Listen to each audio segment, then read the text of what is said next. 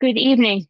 The Eastham Conservation Commission will hold a hybrid public meeting on Tuesday, February 10th, 2026 at 6 p.m. pursuant to Massachusetts General Law, MGL Chapter 30A, Sections 18 to 25, Open Meeting Law, MGL Chapter 131, Section 40, Wetlands Protection Act, and Chapter 155 of the Code of the Town of Eastham. This meeting is being broadcast on Public Access Channel 8 and streamed on YouTube. It will be rebroadcast on Channel 8 and meeting videos will be available on YouTube.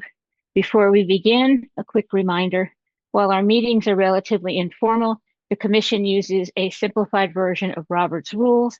The chair runs the meeting and everyone should speak through the chair after being recognized. Please raise your hand if you wish to speak. We allow discussion between commissioners, staff, and applicants, and may extend that to abutters. For NOIs and RDAs, the applicant will present first, followed by discussion with the commission and staff. Once commission questions have slowed, abutters will have a chance to speak, followed by other members of the public as time allows. The chair may set time limits if needed. Please keep your microphone muted unless it is your turn to speak, and let the chair know if you plan on recording the meeting. Most importantly, please be respectful of others so we can keep the meeting productive and focused. I'm going to take attendance and then we'll start. Janet Benjamin. Here. Joanne Cossett. Here. Greg Douglas. Here. Mike Rivers is absent. Cinnamon Swabble. Here. Chuck Wagner is absent, and Karen Strauss, I am here. First up, we have a public comment period. This is for anybody who wishes to briefly speak on anything not on tonight's agenda. If you wish to speak, please make yourself known. Okay, seeing nobody. First up tonight is a request for determination of applicability filed by Kellyanne Murphy. Applicant proposes to remove existing deck and construct screen porch with an attached deck at property located at 50 Hemingway Road, map 15, parcel 119B. And we were out for a site visit this morning, and due to the snow, we were unable to access the site and would like to continue this until the next meeting. Was it not plowed, I asked, or you just couldn't get to the backyard? It wasn't plowed. Oh, it should have been. Okay, I'm sorry about that. I didn't know you were going, but I am apologetic. They were supposed to go plow yesterday, so I'll check on that.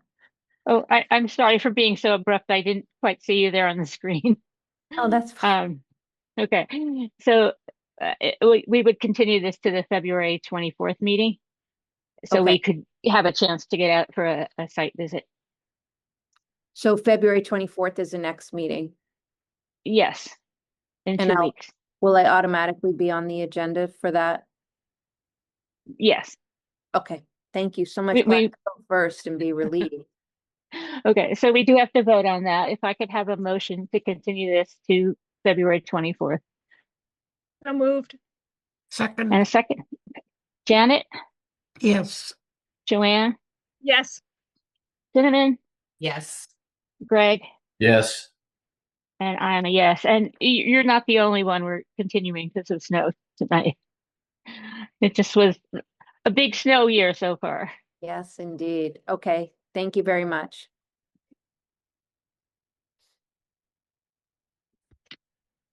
Continuation of request for determination of applicability filed by Gail Badukian. Applicant proposes to flush cut 23 invasive Japanese black pine trees and planting beach grass at property located at 18 Horton Way, map 07, parcel 493A. Hi, everybody. Hi, Gail. If you want to introduce yourself for the record, Oh, of and course. if you and then maybe give us a brief overview of what you've submitted for tonight. Of course, thank you. Gail Badukian. I'm at 18 Horton Way, live in Connecticut. I had a chance to stake the property the late fall, and now I'm coming back to the commission with a proposed phasing of the cutting as you requested back when I was here. I think it was in the spring. So the idea this time would be phasing. One would be cutting the dead pines that are there now and then saplings up to 3.5 feet. So in that phase, where I'd like to cut the pines that are encroaching on the native plants. I sent a number of photos that I had taken, and you can sort of see at that time what natives are growing near the pines. So the idea is to keep those and maybe multiply some of these natives in areas once the pines are down. This phase would take place in November, December of this year.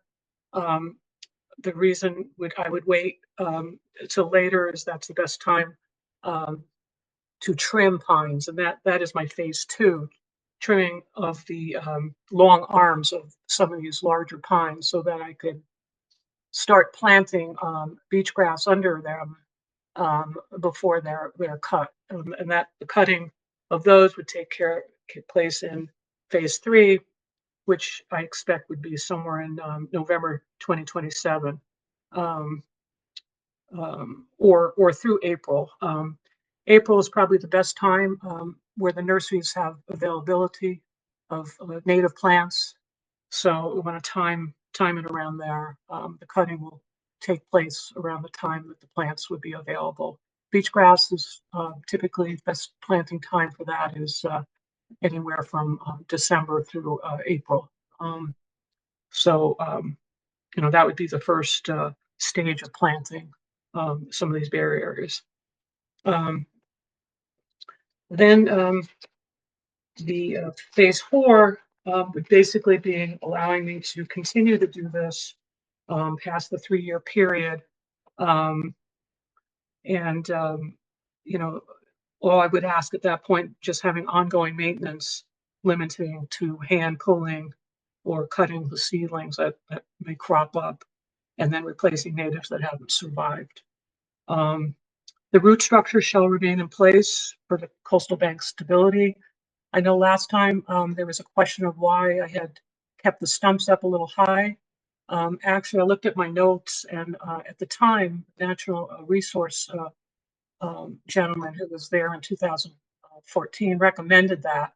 And another reason why it may be a better approach than flush coating is that it prevents regrowth at the stump. And I know you also noticed the stumps, and you could see that the regrowth, really the stumps had started to deteriorate rather than have regrowth. Let's see. You might want to know who might do the work. I have a certified arborist that I've used before, Bretton Johnson. He's in Orleans. His company is BSJ Tree Service.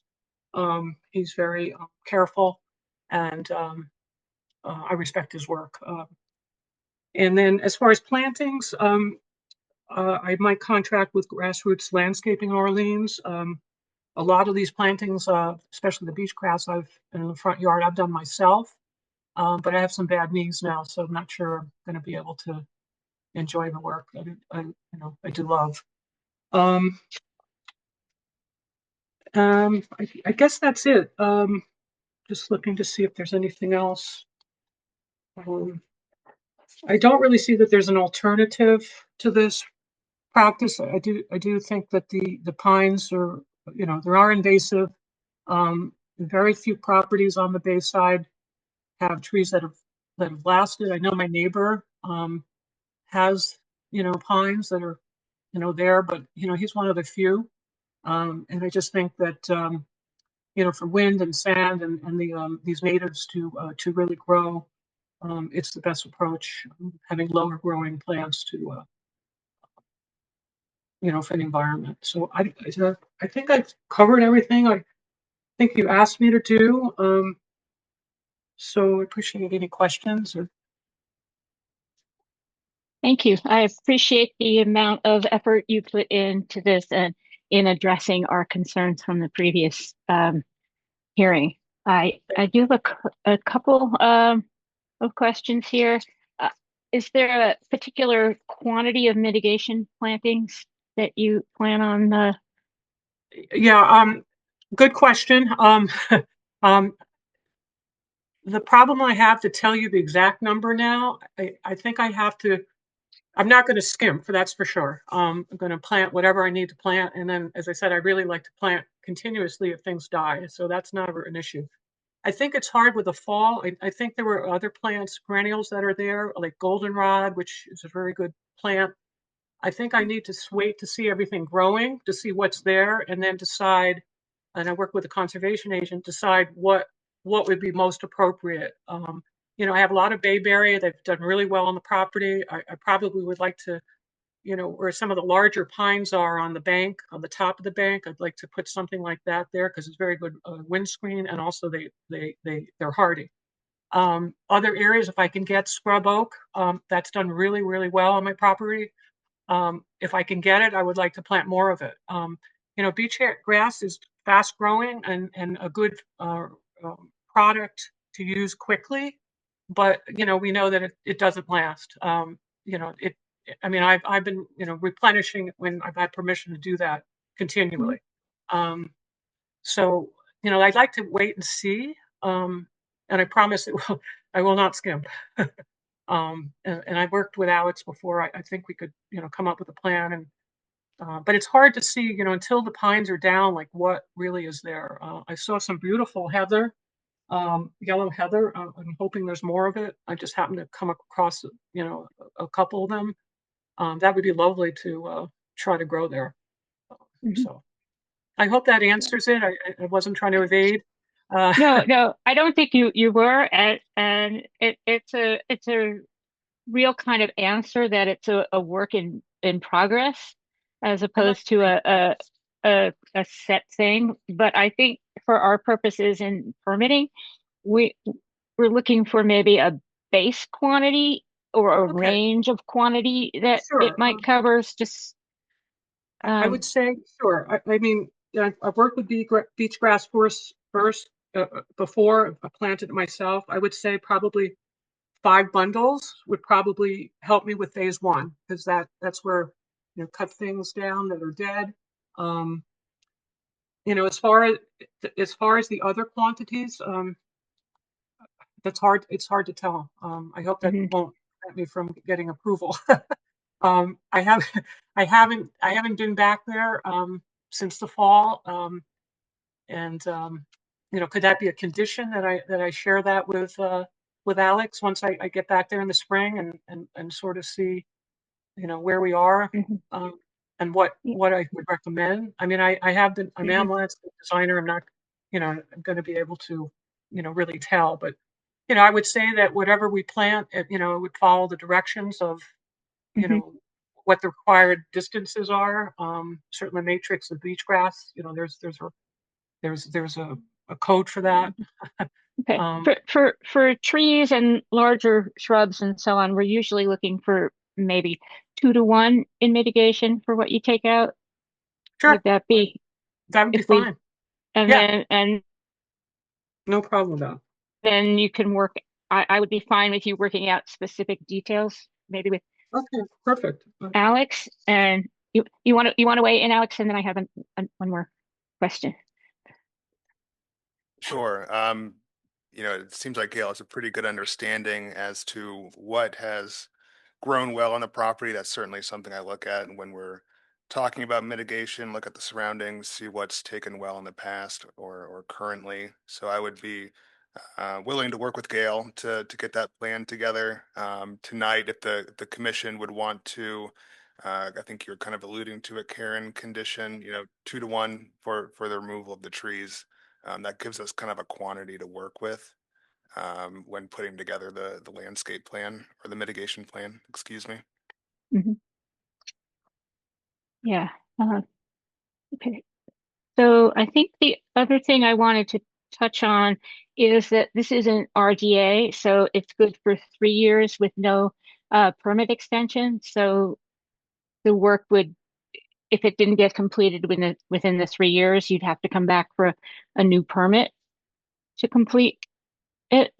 And then in terms of ongoing conditions, I think I'd be fine with allowing you to replace in-kind vegetation if it dies off, but also to allow you to hand pluck or cut seedlings as they came up as on an ongoing basis. I think what we want to see here is not letting any Japanese pines get to the stage where they'll be producing pine cones, Yes. because that kind of defeats the whole purpose of your hard work here.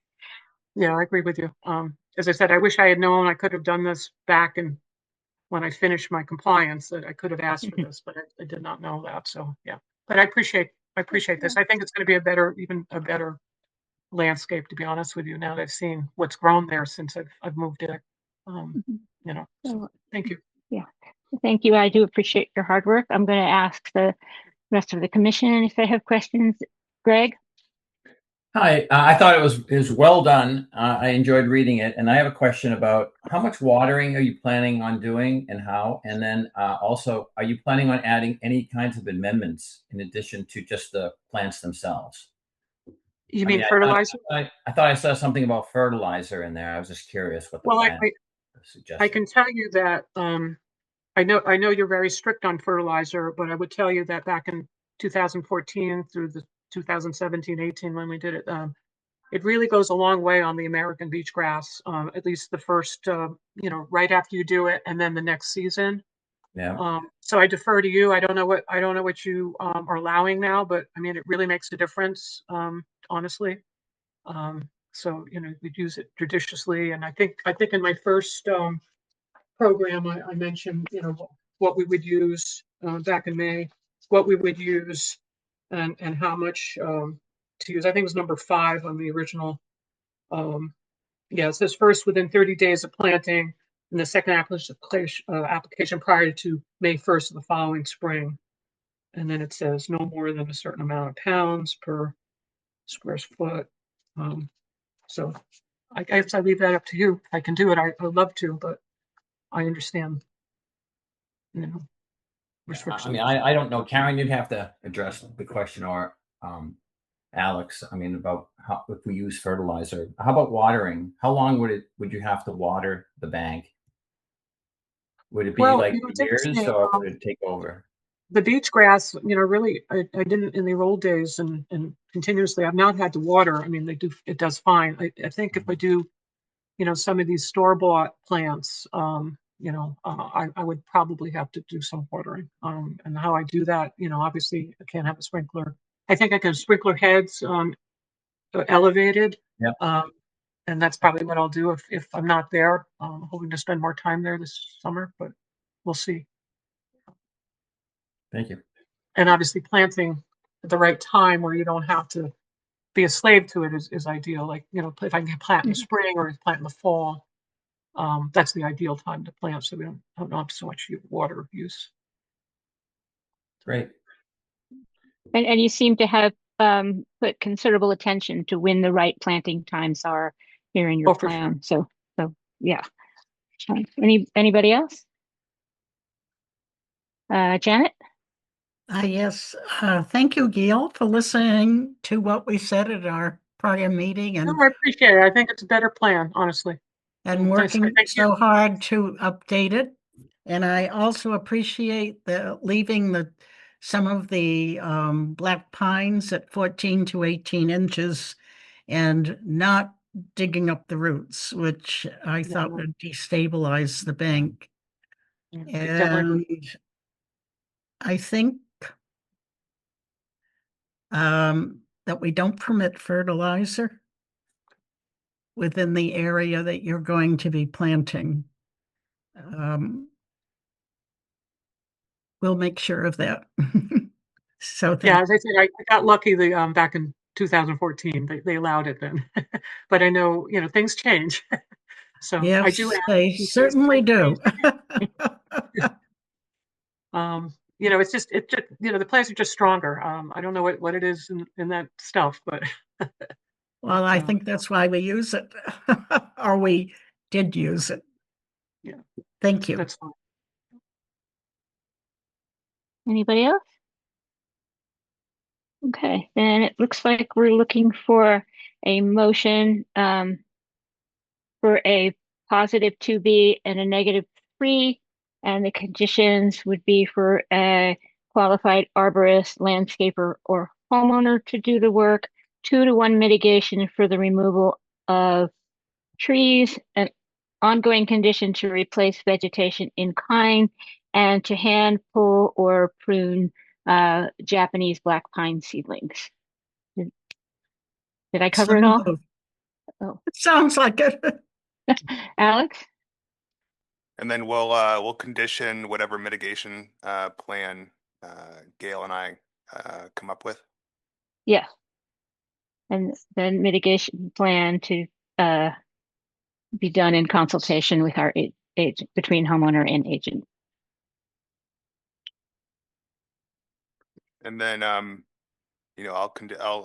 can also include a condition just outlining the scope of work that was approved. And then the usual 24 hours notice to the conservation office.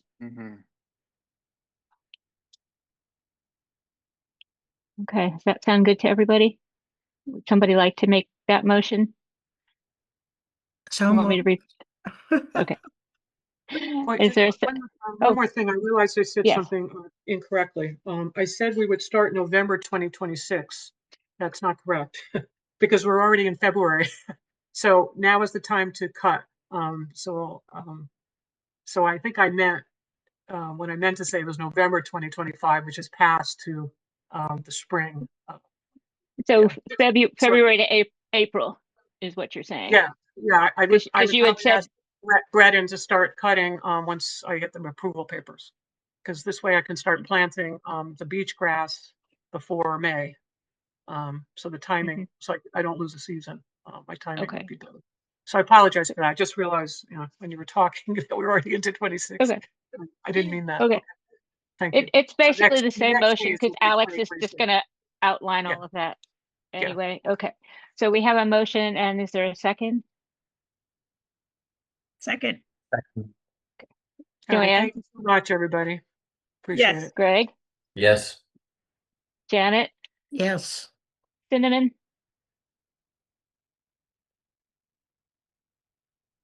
I can't hear you. On this,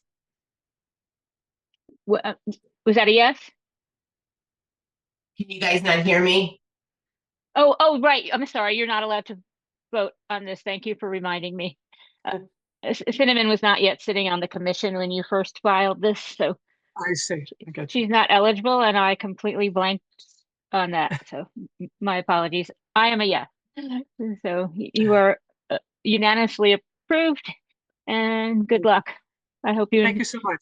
I hope you Appreciate enjoy your time. how your bank will look once. I'm this is done. excited. Yeah, thank you. All right, take care. And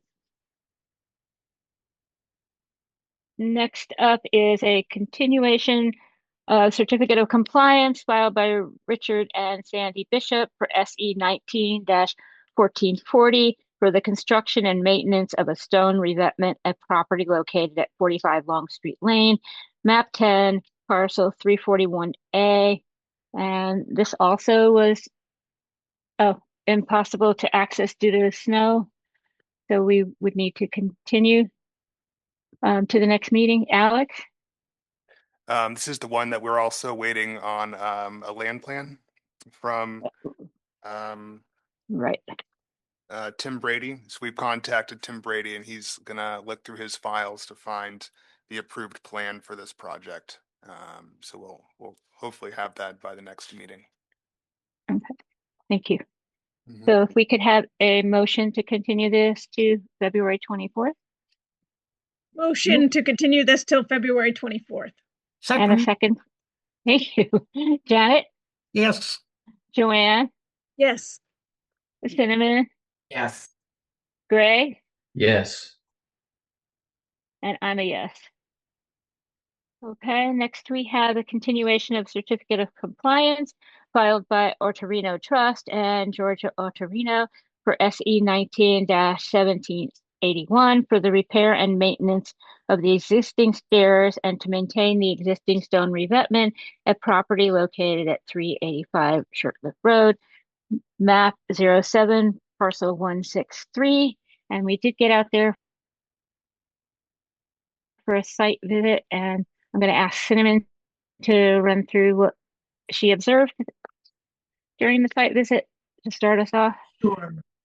Sure. Everything looked in compliance. There was a question about the posts, but those seem to be fine. There is nothing outstanding. Nothing, everything looked in compliance to me.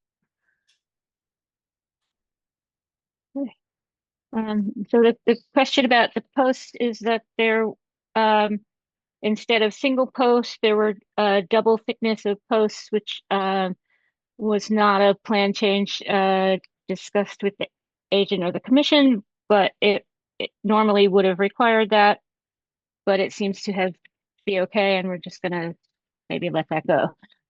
Say lesson learned should have been brought to the attention, but it didn't seem that it was a problem. Okay. Any questions from anybody? Alex? I just want to confirm that there were no ongoing conditions for this one. Oh, I have it down here that there were ongoing conditions 32, 36, 38, and 39. 32, yes, ongoing maintenance. 36 is the annual beach nourishment.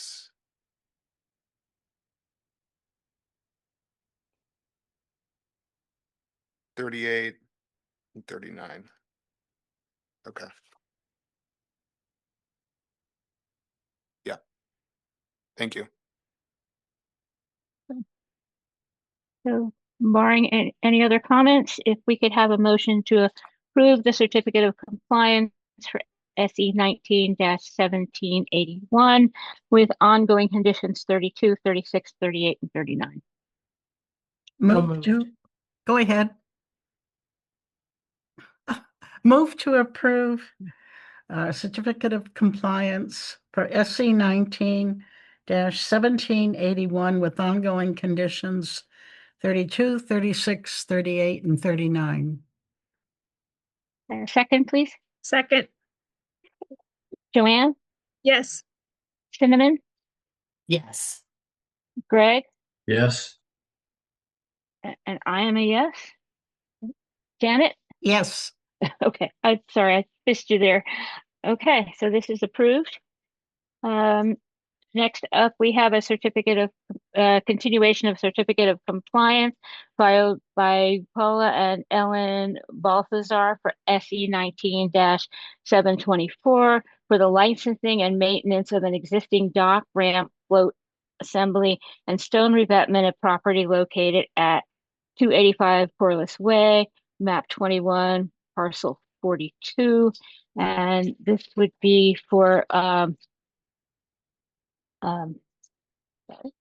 just lost my notes here for a second. This order covered the construction of the pier ramp, float boat ramp, elevated walkway, and revetment. The pier ramp, boat ramp, and float were reconstructed under a new order. So this certificate of compliance would be to certify that the revetment itself is compliant with the original order. And we were out there for a site visit, and I'm wondering if, Greg, you want to just run us through what you saw?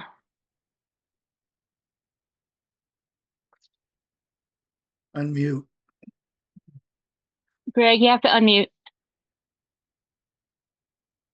Yeah, we inspected the site and looked at all the different parts of it, and the revetment seemed to be in order. It did not seem to be degraded in any way. And the engineer that was there explained that they had done a survey and that the survey showed that it hadn't moved in any way, shape, or form.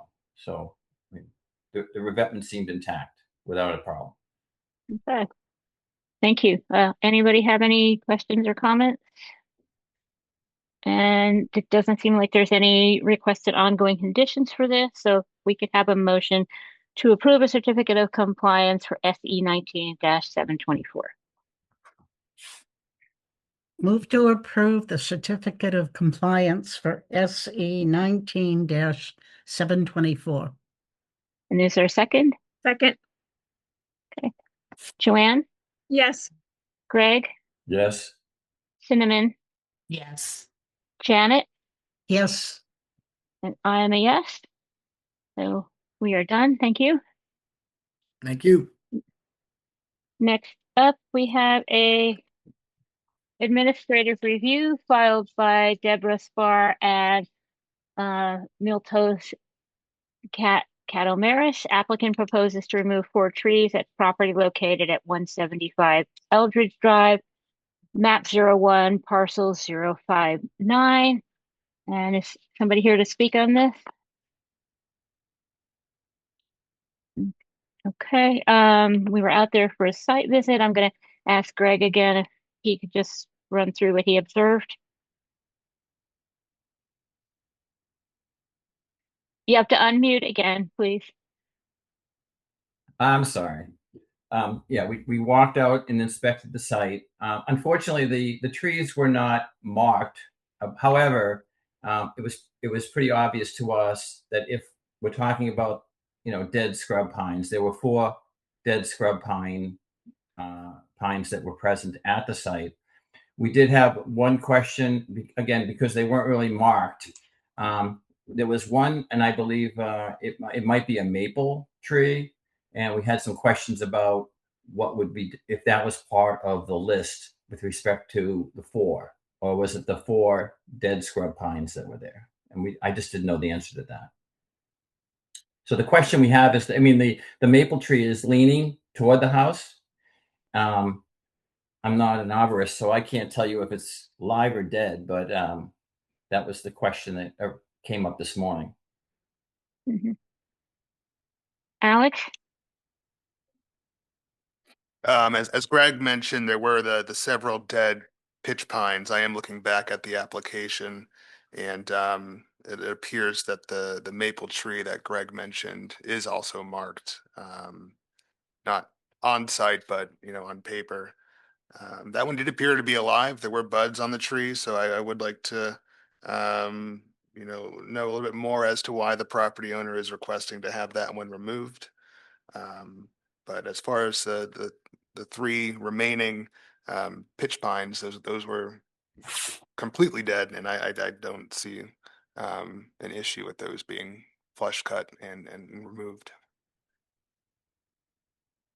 Okay, so okay, so we're looking for anybody have any concerns about any of this? Janet? yes, I'd like to request that at least one of the trees be cut to a height of 10 to 12 feet. And are we requiring mitigation for the trees? And are we sure which ones they wanted cut if they weren't marked? Good questions. Alex? I'm fairly confident that the trees that we thought were the trees that we observed on site are the ones that are being requested for removal. We had a question about the maple tree. It appears the maple tree is proposed for removal, but the 3 remaining dead pitch pines it's pretty obvious that those were the dead ones that are indicated here in the application.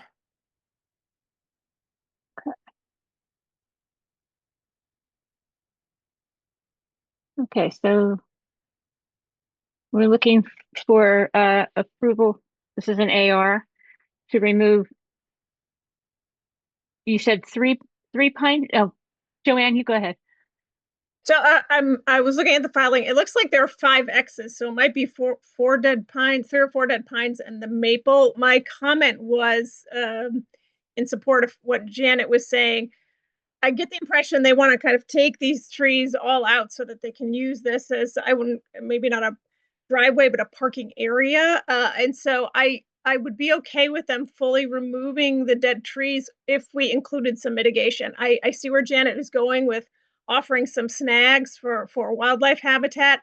I think that's something we should consider. And if they're removing 4 or 5 trees, if they can't leave the snags, I would understand that, but I would request that in return that they do some new plantings. It does look like there's space on the lot. If I'm looking at the satellite imagery, if anyone who is at the site visit has a comment on that, I'd like to hear it, but. Yeah. Okay, we're looking at 175 Eldridge. Is that what you're looking at, as opposed to 7? You seem to be on 700 Herringbrook. Oh, am I looking at the wrong one? Yeah, Sorry maybe. about that, guys. I'll hold my comments for later. I was looking at the satellite map for 700. So I'll withdraw what I just said and save it for the next discussion. Okay, so the filing for 175 Eldridge itself specifies they want to that there are 4 dead pine trees that they want to remove. It doesn't mention anything at all about a maple or anything but the 4 trees. So I think my comment is generally the same when we're talking about full removal of so many trees. Having some, if they want to take out the full tree, I would understand that, but I'd ask for some mitigation on that. Okay, so I want to know if we're confident that the 4 pine trees have been identified and only the 4 pine trees are being discussed here, because maple was mentioned and 5 trees were mentioned, and they've only asked in the filing to take out 4 pine trees. Then I think we're gonna have to ask them to be tagged, because I felt like I saw 3 very clearly dead pine trees, not 4. There was a stick that could have been the 4th, but it literally was a stick, like an 8-foot high, 7-foot high stick kind of. So I think they do need to be marked. And the trees were not marked on site, right? They're X'd out in the pictures they submitted, but they weren't marked. Okay, Alex? Yeah, I mean, there does seem to be a little bit of confusion, perhaps on the applicant's side. They say 4 dead pine trees in the project description. In the pictures they provided, they definitely have the X over the oak tree. So why don't can we continue this to the next meeting, and we can have the property owner flag the trees for us? Yeah, and maybe if they could come and just be available for any last questions, that would be helpful, I think. Okay, so how about we make a motion to continue this to the February 24th meeting? Move to continue to February 24th. Is there a second? Second. Cinnamon? Yes. Greg? Yes. Joanne? Yes. Janet? Yes. And I am a yes. Okay. Next up is the continuation of administrative review filed by David Tucker. Applicant proposes to remove 5 trees and prune 2 trees at property located at 700 Herringbrook Road, map 14, parcel 028A. And is the applicant here? I don't see him on the Zoom. I don't think. He's not at town hall, right? No, Alex? not at town hall.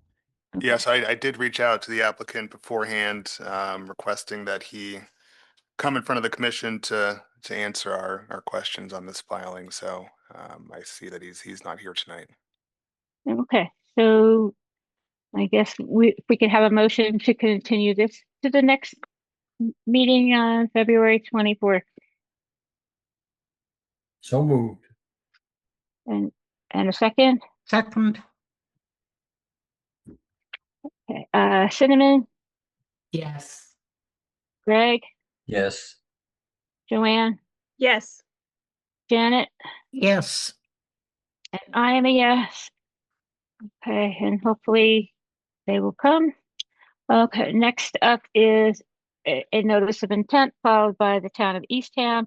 Applicant proposes to construct a municipal wastewater system for the Nauset Estuary watershed entitled Phase 1, which will include approximately 16 miles of gravity and pressure sewer mains, 4 pump stations, and service connections to each parcel to be served by the system. The property is located at 247 State Highway, 25270 State Highway. Now this is going to get continued because of butter notifications haven't been done.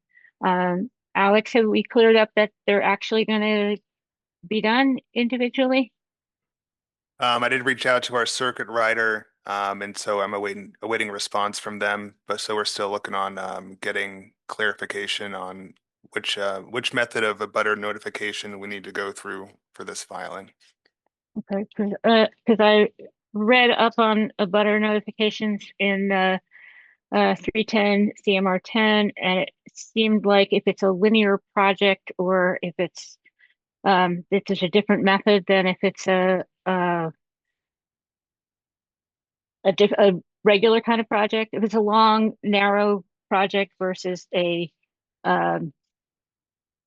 say a large project, a small project on a large parcel, or it's a regular project, there's different methods possible for the abutter notifications. Is that what we're talking about? I believe so, yes. Okay. And then the other question before us, we're going to continue this, but there's a number of properties to visit with this filing, and I thought we could talk about how we wanted to arrange those site visits, because this filing counts as several for a few for site visits, and I was wondering if it would make sense maybe to schedule these site visits separately from our regular Tuesday morning site visits, because site visits can take a really long time.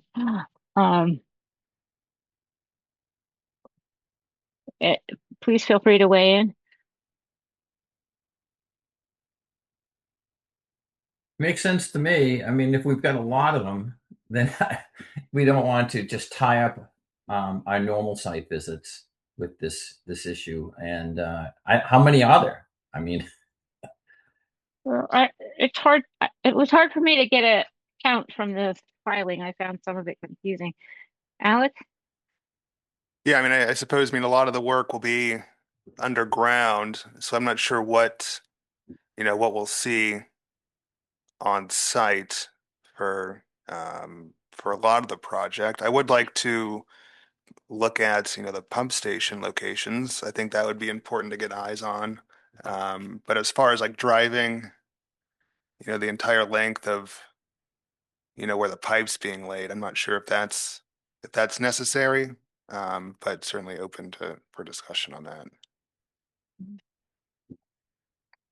Yeah, I thought the filing was a little challenging to read as to where exactly the work was being done in relation to where the wetlands are, but that's not for tonight's discussion, because we haven't had the abutters notices out. But Greg, were you going to say something else? I was just wondering if, so when we go to visit these sites, is there going to be, it's pre-construction, right? Are these pre-construction areas? Yeah, so it's the same as any other site visit. It's just there's a bunch of different parcels. And are we going to focus on those that are abutting some sensitive zone? Is that the, the whole pipeline doesn't necessarily encroach on, the wildlife area. Okay, let me ask, Hillary wants to jump in here and let me ask her to do that. Mhm. If you sort of caravan down the roadways where the pipes are, you're going to have your plans, you're going to see where the wetlands are. And if you have one section that you're questioning, then you can stop and get out and look. But I think, as Alex said, a lot of this work is just laying pipe, some deeper than others, depending on where we are. So I think, you really want to drive the length of the pipe, look for areas that you're interested in, because some areas you're not going to be interested in. Mhm. And then obviously get out at the pump station sites and see where those are going, because I think that's the most meaningful. Okay, thank you. Janet? Yes, I like Greg's suggestion and your suggestion about doing the site visits for this area separate from the others, because it could get very time consuming. I don't know. Anyway, consideration. Anybody else in favor of one version over the other? Well, I know Joanne's going to rush right over and join us on the site visits, but I think a couple of hours set aside on a separate day to drive the route and look at the pump stations makes a lot of sense. I feel like this is a lot to take in and digest. So I think we should devote some time to it. okay. That makes sense, Alex? Yes, yeah, we can accommodate a separate day for site visits for this project. Okay, so, all right, so we're going to continue this. Do we have a date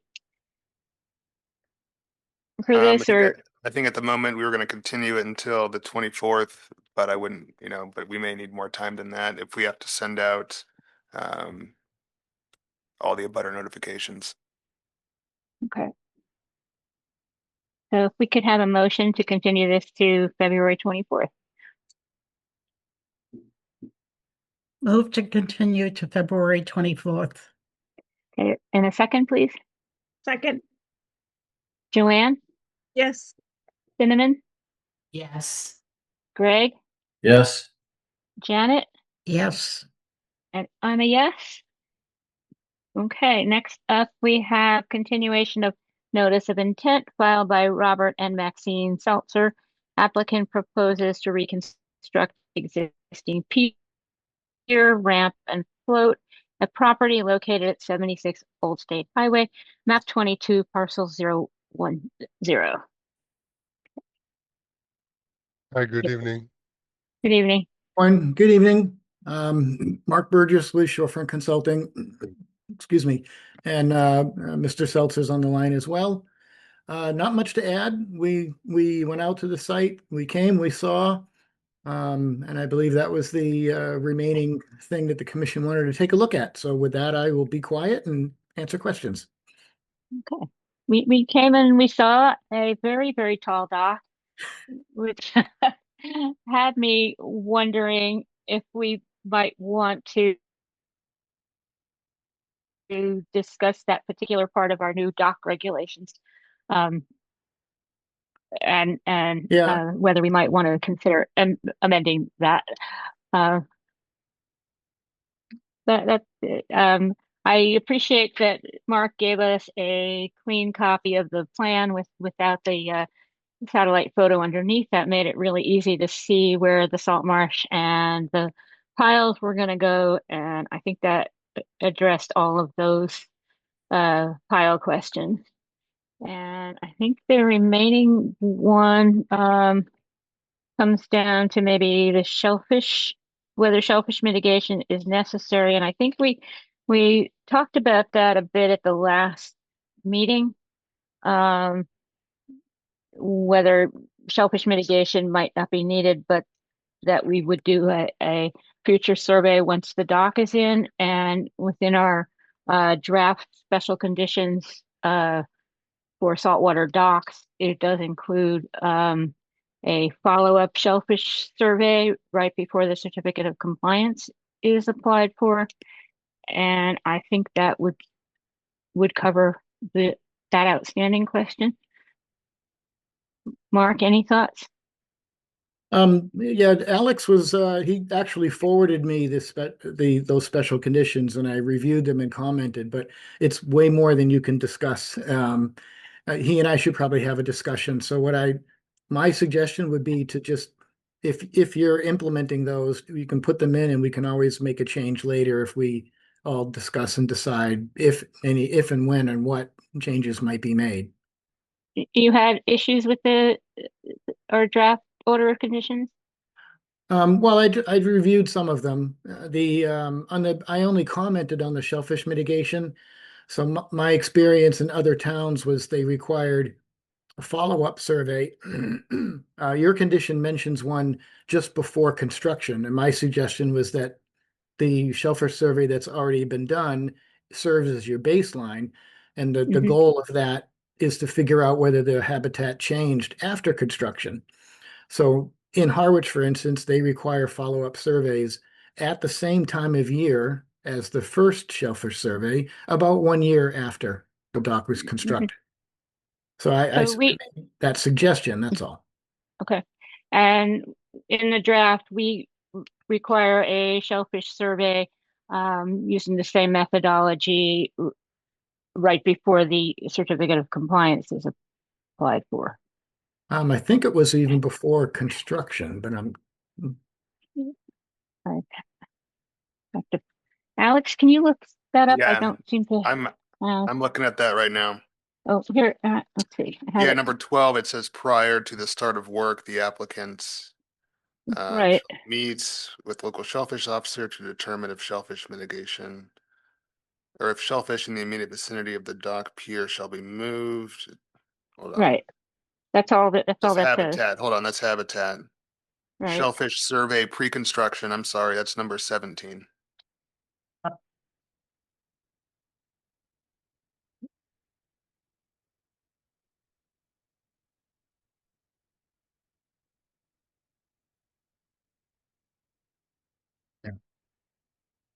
So we have a pre-construction and a post-construction shellfish survey conditioned in our special conditions for docks and piers. In our draft. Yeah. have those been adopted yet? Well, this is a draft and we could adjust for each project. So to the specific conditions of each project. I see. So we just wrote a new draft version of the OOC to go with the new dock regulations. And this is something we can work from if it needs to be changed. Yeah, and I'm going forward, I'm happy to join the commission on a working session if you want to go through these. I'm happy to offer any suggestions from my experience over the years. Well, I'm just trying now to see where we stand on the conditions for this particular dock. Yeah. So you're suggesting that instead of a shellfish survey pre-construction, that we do 1 year post-construction, and we allow the filing survey to count as the baseline? Correct. Joanne, how do you?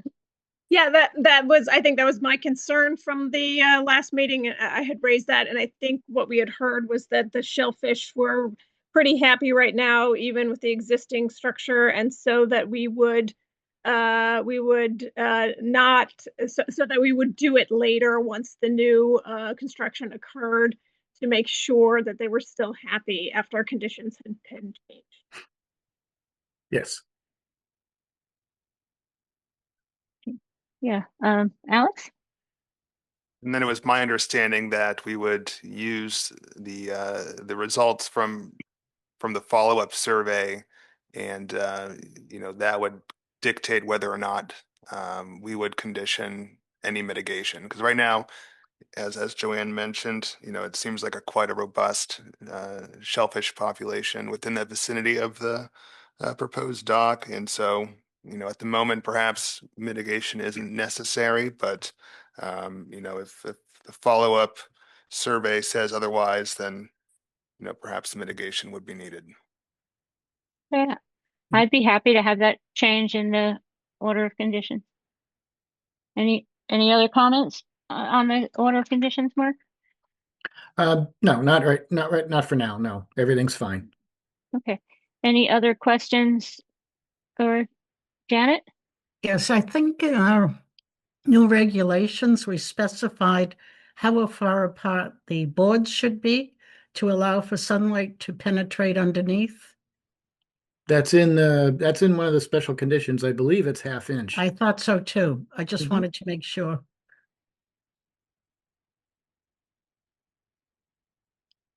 Anything else, Janet? Anybody else? Janet, your hand's back up? No, Okay. Okay. And I'm going to ask if there are any butters who have any questions or comments. And I don't see anybody. So it looks like we are ready for a motion here.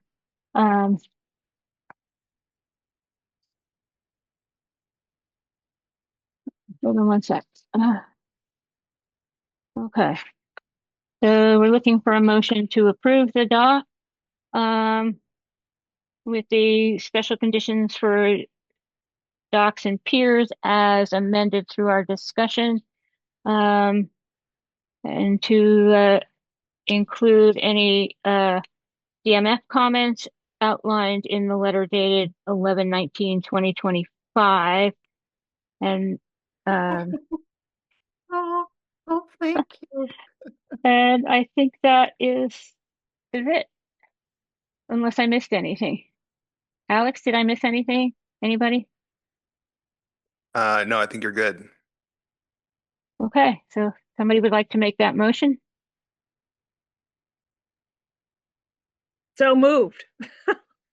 Okay, everybody jump in at once. And is there a second? Second, Okay, Joanne, Yes. Janet, yes. Cinnamon, Yes. Greg, Yes. and I'm a yes. So, Awesome. Thank you okay. very much. Thank you so very much. much for everything. Well, and thank you so much for coming back with something we could approve. Well, that's why I do what I do. It's always a challenge. Thank you very much.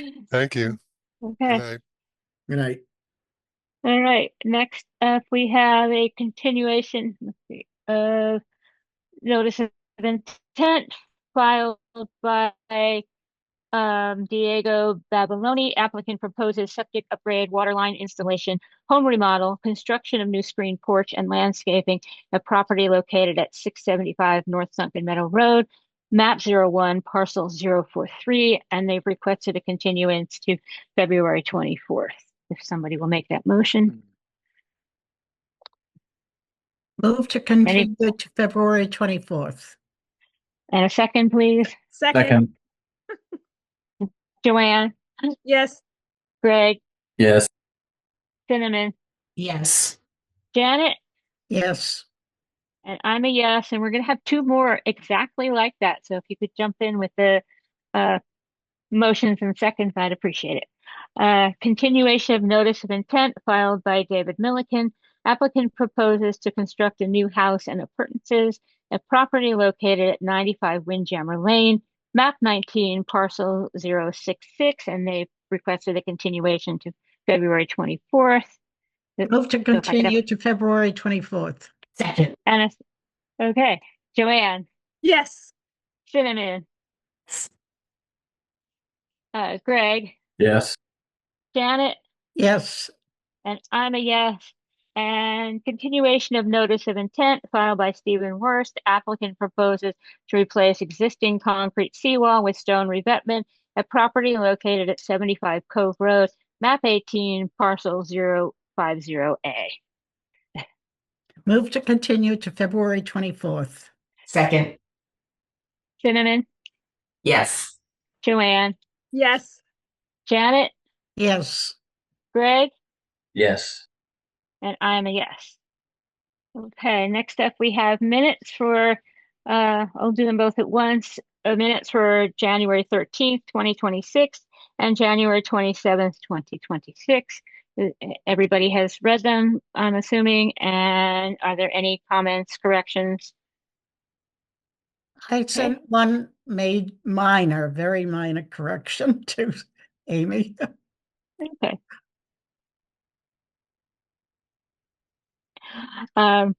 If somebody would like to make a motion to approve and then a second, please. Move to approve the minutes for January 13th and January 27th, 2026. And we were doing so well. Second, Second. anybody? Joanne, Yes. Cinnamon, Yes. Greg, Yes. Janet, Yes. and I'm a yes. Okay. And next up, we have violations to discuss. We're going to start with 150 Old State Highway, and Alex and maybe Hillary are going to run through with us what's going on there. Yeah, I can give the commission a quick update on this. As the commission is aware, there was the auction for the property that was held on February 4th. Hillary and I did attend the auction for at least a portion of it because we felt like we had a vested interest in what's happening on the property. We were told that there were no bids that met the minimum threshold, and ownership of the property did revert back to the bank. Our town council is currently communicating with the attorney representing the bank. We're told there are several interested parties that are still in discussions with the bank regarding potentially purchasing the property. Town council has advised the bank and or any other new property owners that they must contact the conservation department within 30 days to address all outstanding violations. All necessary permits at that point should be obtained so that corrective work can happen sometime this early spring. So for the time being, the recommendation from town council is to pause our issuance of daily citations. As the commission knows, we are currently issuing citations to Mr. Gary Vecchione for $300 per dock per day, as he's currently in violation of our time of year restriction. And so the recommendation is to pause those daily citations and then reinstate them if needed, if the bank or the new property owner fails to comply with the 30-day timeline. So with that said, my recommendation to the commission would to have this matter placed on our March 10th agenda for an update and a reevaluation. So that's about 30 days, from today's date. Okay, so it seems like then we should listen to our town council, and if somebody would like to make a motion that we instruct Alex to pause. Your hand's up, Alex. You wanted to say something else?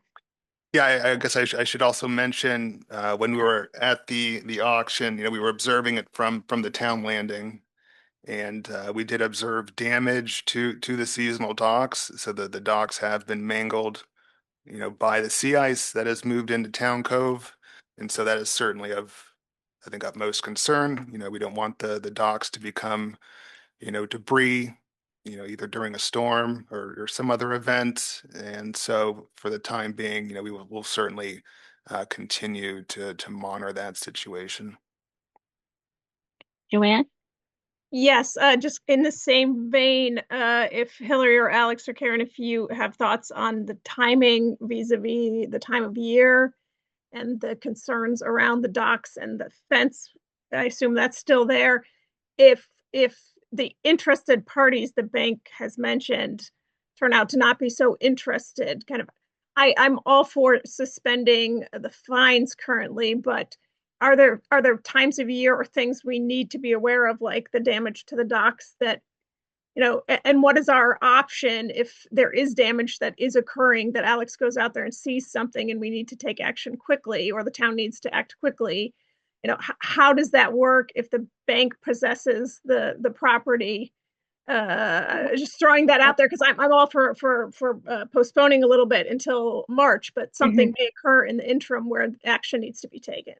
Well, the bank, I would assume, would be the property owner, and we can issue a notice of violation to the bank, and then hopefully they will act on it quickly. And otherwise, we can then pursue a path we have come to know so well at this property. I think that covers it, right, Hillary? Is the town able, Hillary, maybe is the town able to, I don't know where that bank is. This a local bank? Is this a bank in California somewhere? Yeah, so I'm curious about the interest level of the bank and if the town could act if we felt it was necessary. It's been communicating closely with our attorney, and I asked in my most recent piece of correspondence if we could at least make sure permits are secured and contractors are lined up. So I asked that we have contracts in place to do the work when the 30 days comes to an end. So I think we're still negotiating the specifics on that, but I don't want us to just hit the pause button and have no plan of action and be sitting here because the ground is possibly frozen now. It's under snow. It's pretty difficult to remove a fence in these conditions. Could be done, but it's not the simplest. And the dock was completely frozen and mangled when we were there the other day. So there's no hope of ice breaking and taking that out right now. We're just going to have to wait and see. Well, we're going to have to wait until it thaws in any case. Yeah.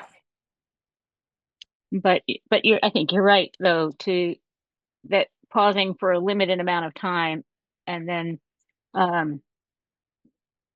if I guess if it's still with the bank, which is I gather that Texas LLC, then they are responsible. They are the owners of the property of record, and we have the same path to pursue. Agreed. Cinnamon? Just so I understand, you're asking the bank to secure contractors, so as soon as you're able to, you can just move on those two items. Okay. Okay. So,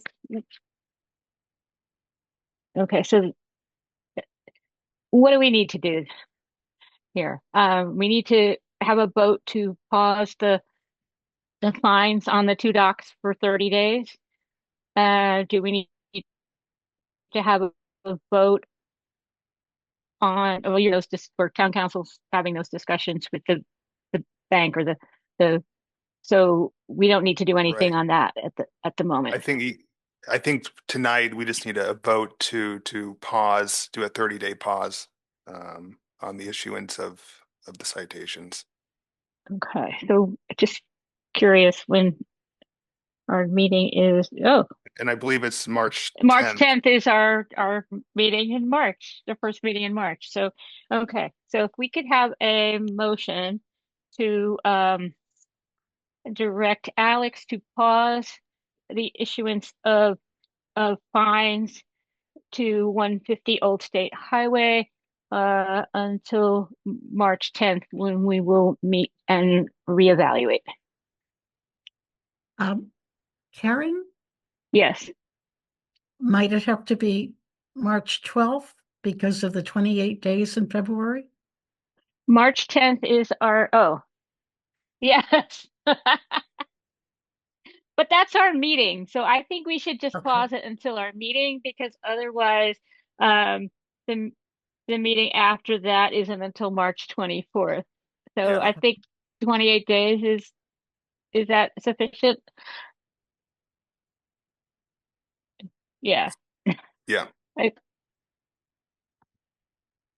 But by then it will be close enough that the bank will have some idea of what's going on, I think, and then it should be defrosted by then as well, one would hope. Okay, so going back, if we could have a motion to direct Alex to pause the fines for 120 Old State Highway, until we can reevaluate on March 10th. So moved. And is there a second?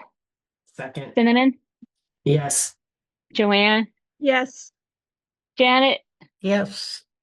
Greg, I know Yes. Chuck just joined us, but I'm not going to ask him to vote because he wasn't here for the conversation, and I'm a yes.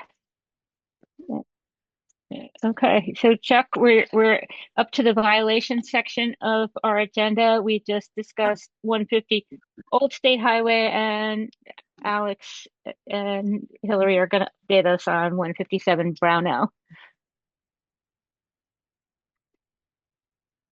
You want to take 157 Brownell, Hillary? Sure, no problem. We actually have 157 and 153 Brunel. I think we'll start with 157 Brunel, which is David Moot's property. That's the one we have been talking about for quite some time. The property is in a pending agreement with a potential buyer. I have been able to speak with the buyer, and I have been able to speak with two realtors, but I have not been able to speak with Mr. Moot. The building commissioner has issued an order to demolish the structure that went out certified to Mr. Moot and has been attempted to be delivered. I've called Mr. Moot 3 times. I've emailed him twice and to no avail. So his residence is in Pittsburgh, and we're having a very difficult time reaching him.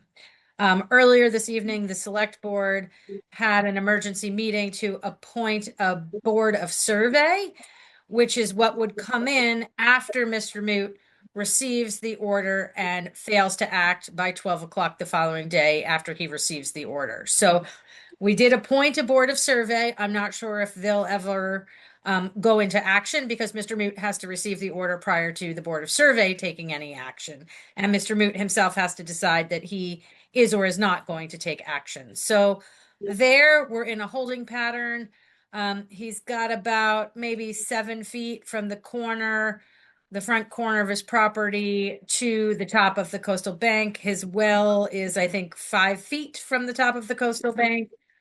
And the septic vent is probably about 2 feet or so from the top of the coastal bank there. So that's 157.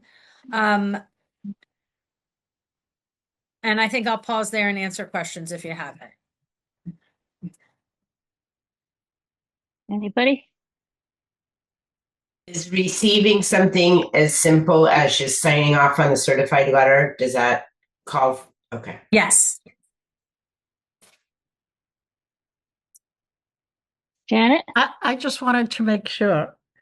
Which one is at the edge of the property? 157 or 153? So 157 is the one you come to first, where there's the barricade up in front of the coastal bank where you have to stop parking.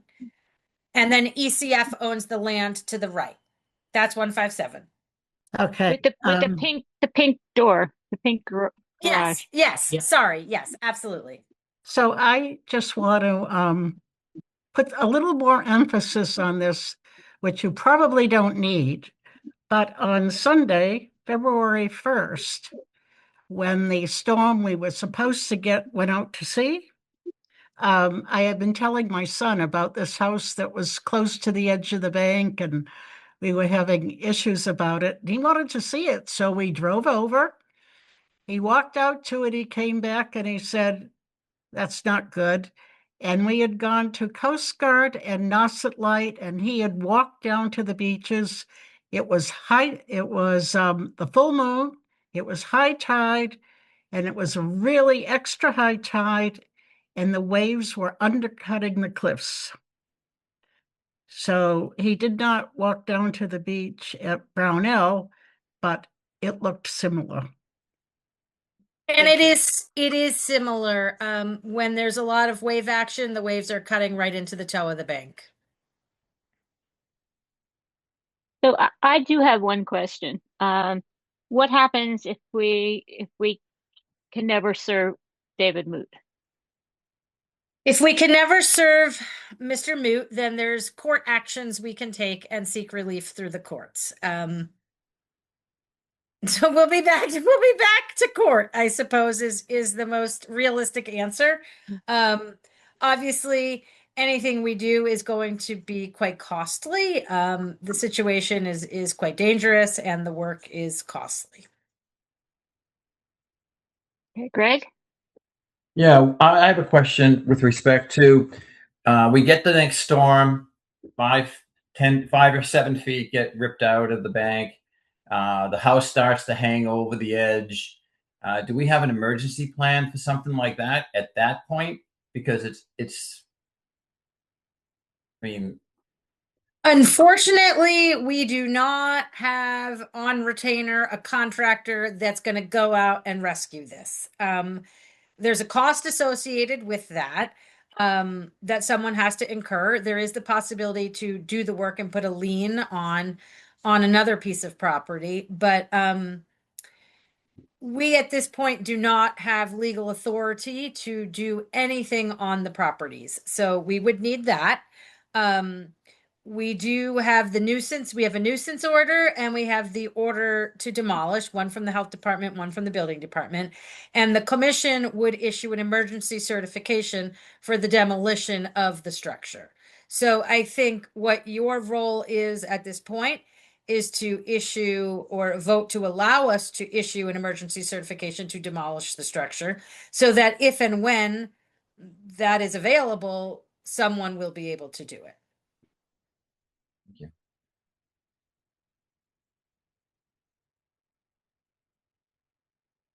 Okay, so we want to do that for 157 now? Hillary? I would recommend it. I think we take them independently. We didn't foresee this, and we tried to reach Mr. Moot by email, by phone, to see if he could come tonight, and just no response. So I would say yes, we're on solid grounds to move ahead with that. Okay, and I'll just note that we have been asking him for emergency demo plans for a very long time now. And for exactly this kind of reason, but he has not communicated with us. And so we're down to this unfortunate imminent demise situation. Which I'm not, yeah. So, okay. So, Has it been made clear to him? But Chuck? Has it been made clear to him that that thing goes down the hill, that National Seashore is going to present him with a bill for the cleanup? Oh, I think more than just the National Seashore, I am sure. But yes, right? We presented that to him a year ago when we told him he had to get moving and submit to us a demolition plan. And if he didn't, these are some of the repercussions he was going to face. So we had countless conversations with him over a year ago about what could potentially happen. The other thing I just wanted to add to this conversation, just so you have the complete picture, the property is pending with a new buyer, pending what I'm not sure of. And in a late afternoon conversation with the potential buyer, he has interest in cutting off a piece of the house and moving another piece back on the property. And for 150, is that for one? That's not for 157. Yes, that is for 157 when I spoke to the gentleman late this afternoon. Sorry. Oh, yes. Is that this? So we're having two that are very similar? Yes, two that are very Okay, similar. okay, But okay. we're going to take them separately. Okay. So I instructed this individual that I have no papers, nothing to even look at, nothing to even consider.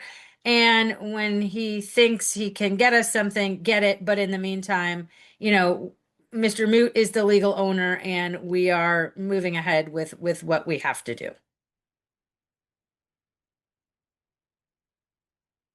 Okay. And just to note that the order from the building commissioner is to remove or demolish the property, Correct. not to relocate the house onto a different portion of the property. It very specifically says remove or demolish.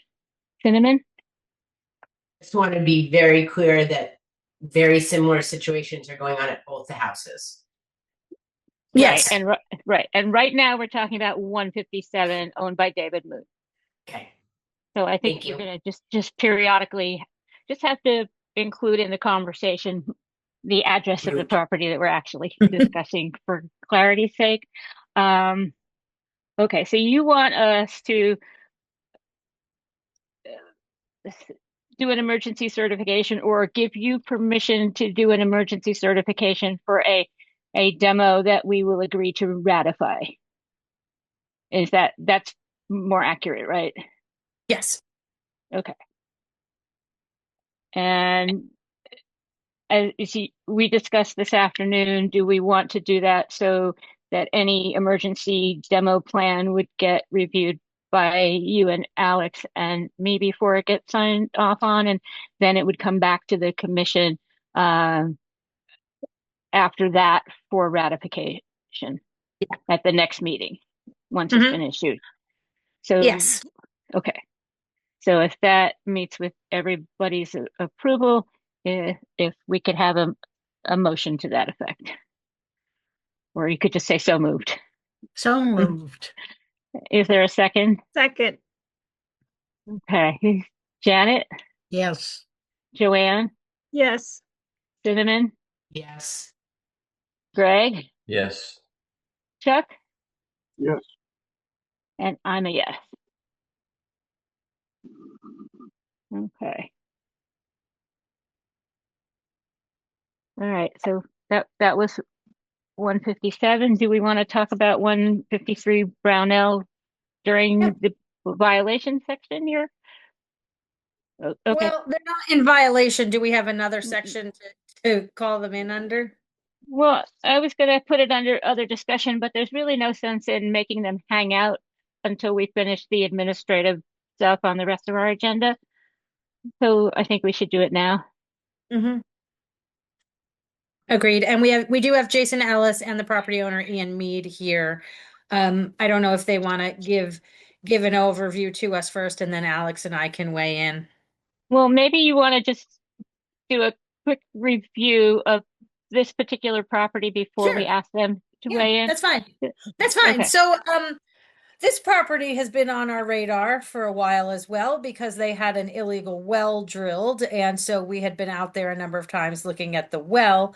Our initial thoughts was that this property would go after 157 because 157 had been sitting so close. However, in the last storm, this property lost 8 feet or more of the coastal bank. It just chunked off, and it's highly unstable at the moment. I haven't been out there this week. I was out there last week, and we do have pictures of the face of the bank, which shows the clear instability. So this one is sitting, correct me if I'm wrong, about 5 feet from the edge of the top of the coastal bank. And that is the dwelling.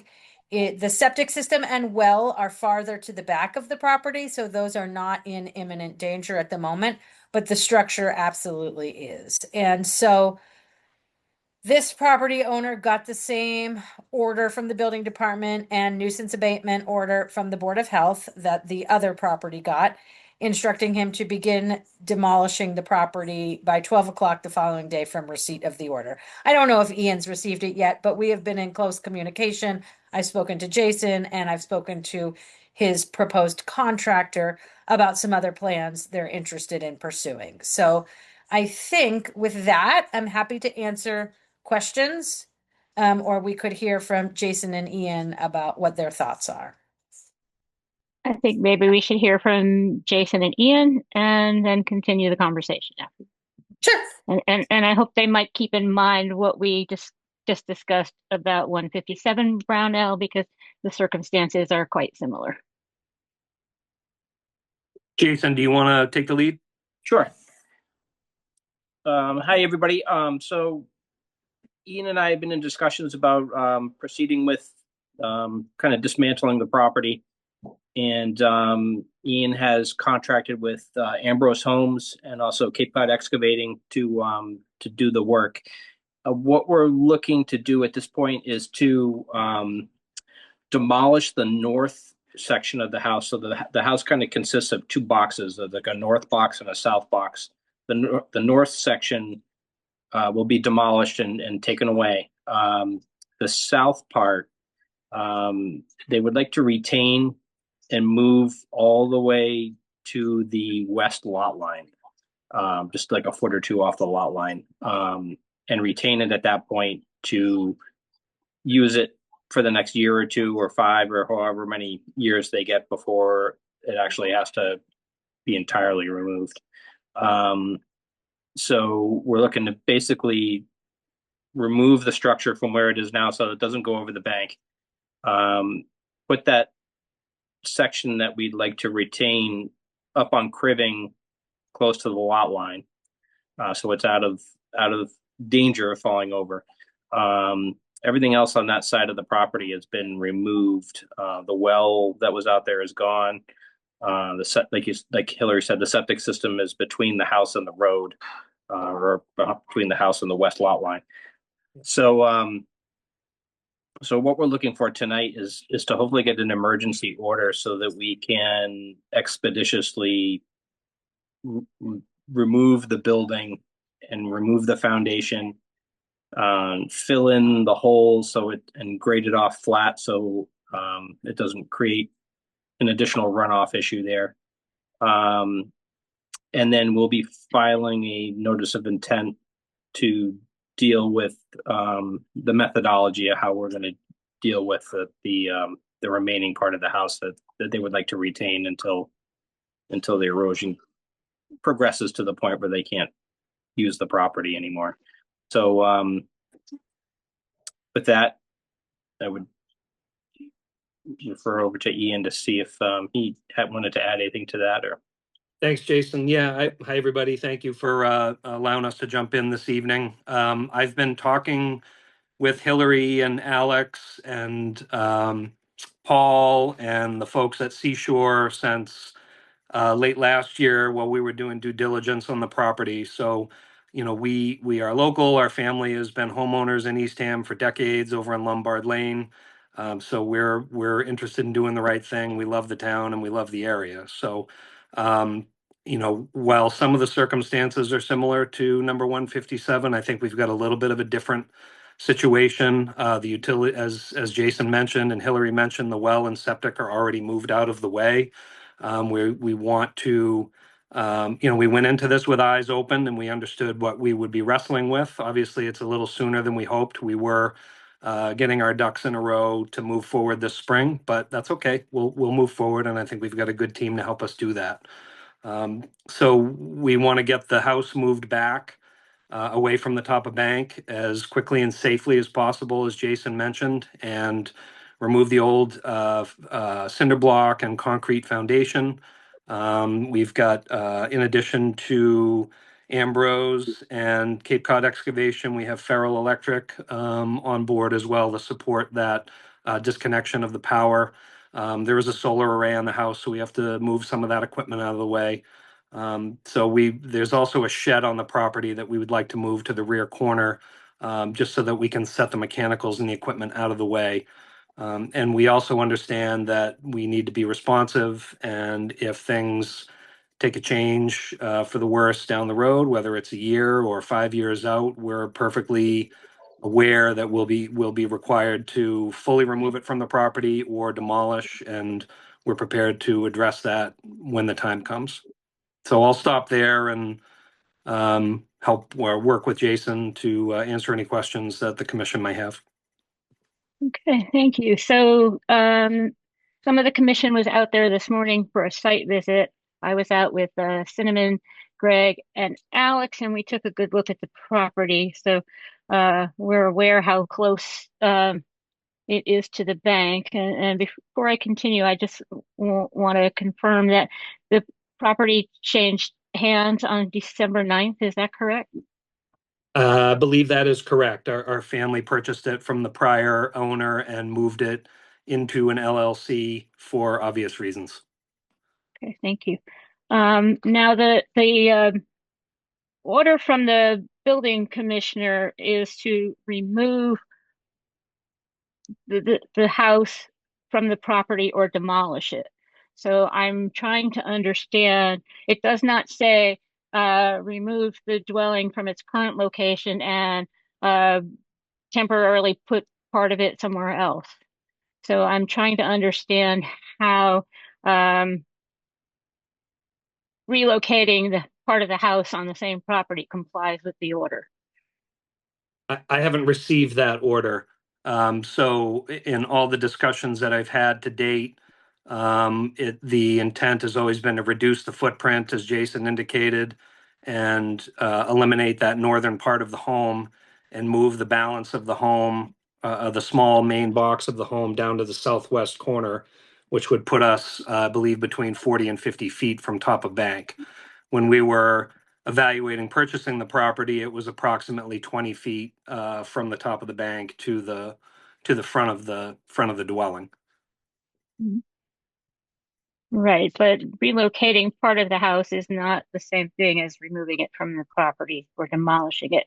And I am concerned whether it's demolished or whether we permit you to temporarily move part of it, and I'm not in favor of that.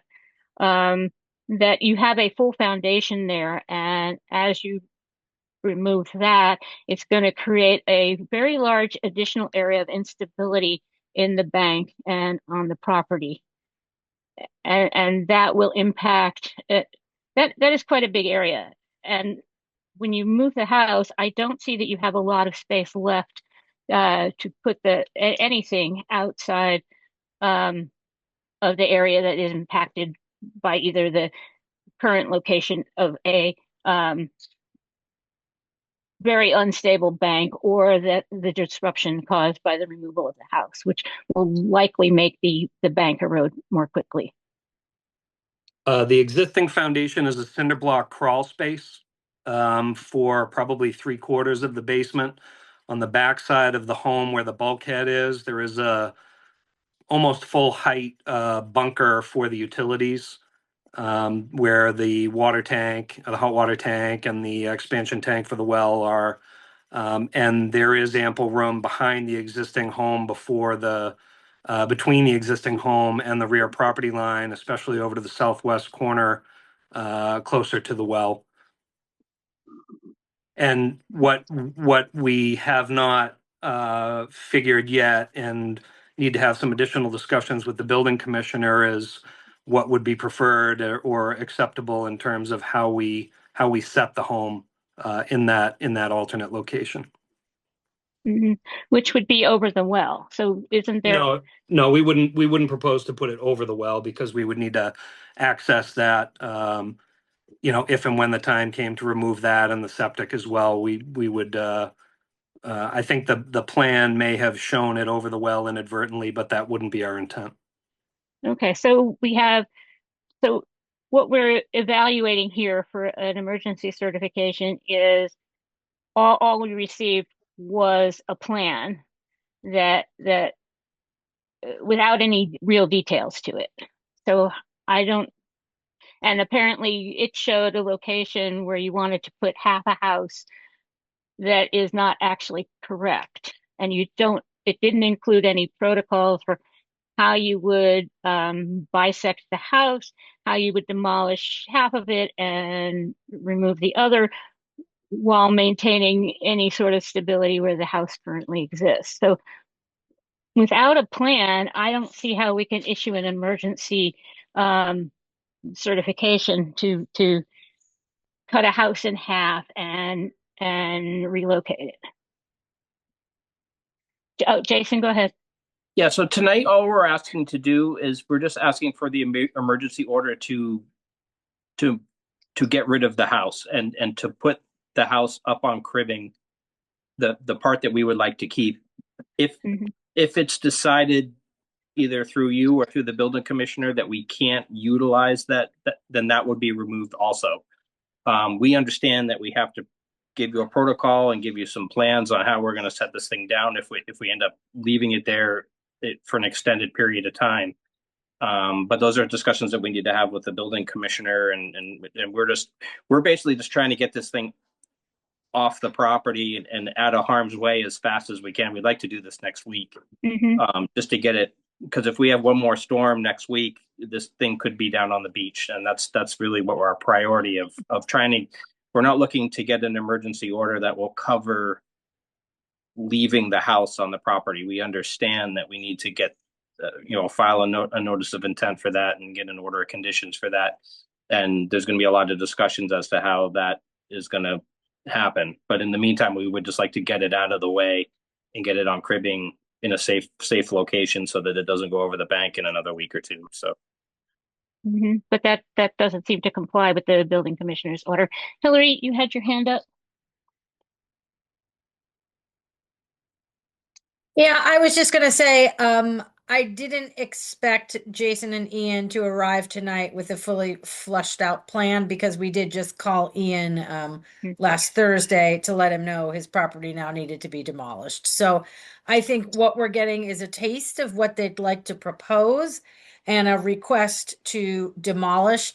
I don't know where we sit on cutting the house in half. I think you might need some structural engineering. You might need a coastal geologist, and all of that seems like it could take a while. I don't have a magic wand. I don't know what's going to happen, but I think our perspective is demoing is the most important piece at the moment. If you can get a structural engineer, great. But I'm not sure about setting it down that far back on the property. I think you're still less than 50 feet from the top of the bank. So I think, we need to understand the exact location, obviously. If you're not setting it where it's shown on the plan, then you're further seaward, which is detrimental also. So just a couple thoughts there. Yeah, we were just going to move it about 15 feet to the north. I had talked to Susan Barker yesterday. She didn't, she preferred to have the house not be located on top of the well. So we were just going to move it parallel to that west lot line northward 15 feet, just so that the well is outside the limits of where the footprint would be. And we understand that this is a temporary, that this house isn't going to be here forever. It's going to only be here for as long as, it's safe to occupy the property. So, we understand that it's still within the 50 foot, but we're looking at maybe trying to either trying to leave it on cribbing for a year or two so that it can still be utilized. But those are all discussions that we need to have with the building commissioner as to whether that he'll allow that. I understand that the order is to remove the house and to demolish the house, but it's by moving the house off the foundation and putting it on cribbing, the house could be relocated to another property and trailered out of there also. So, by moving the house to the location near the westerly lot line, we'd still be complying with the building commissioner's order of getting the house out of danger of falling down the bank. So. You'd also have to get our permission to have it sit there at all. Yeah, and that's why we'll be filing a notice of intent. So to do that. So. Yeah, Joanne. So I just want to try to narrow us a little bit into what the commission is supposed to be voting on or directing. So I have one question, one comment. The question is, I know you mentioned the moving of the septic tank. I think from the commission's perspective, that's my immediate concern. If the plans are already in motion to either remove or relocate the house, so at least we're going to get one or the other, and that's better than nothing. But I wanted to clarify on if the house remained in use after relocation, what happens with the septic? It may be in notes somewhere, but I think I missed it.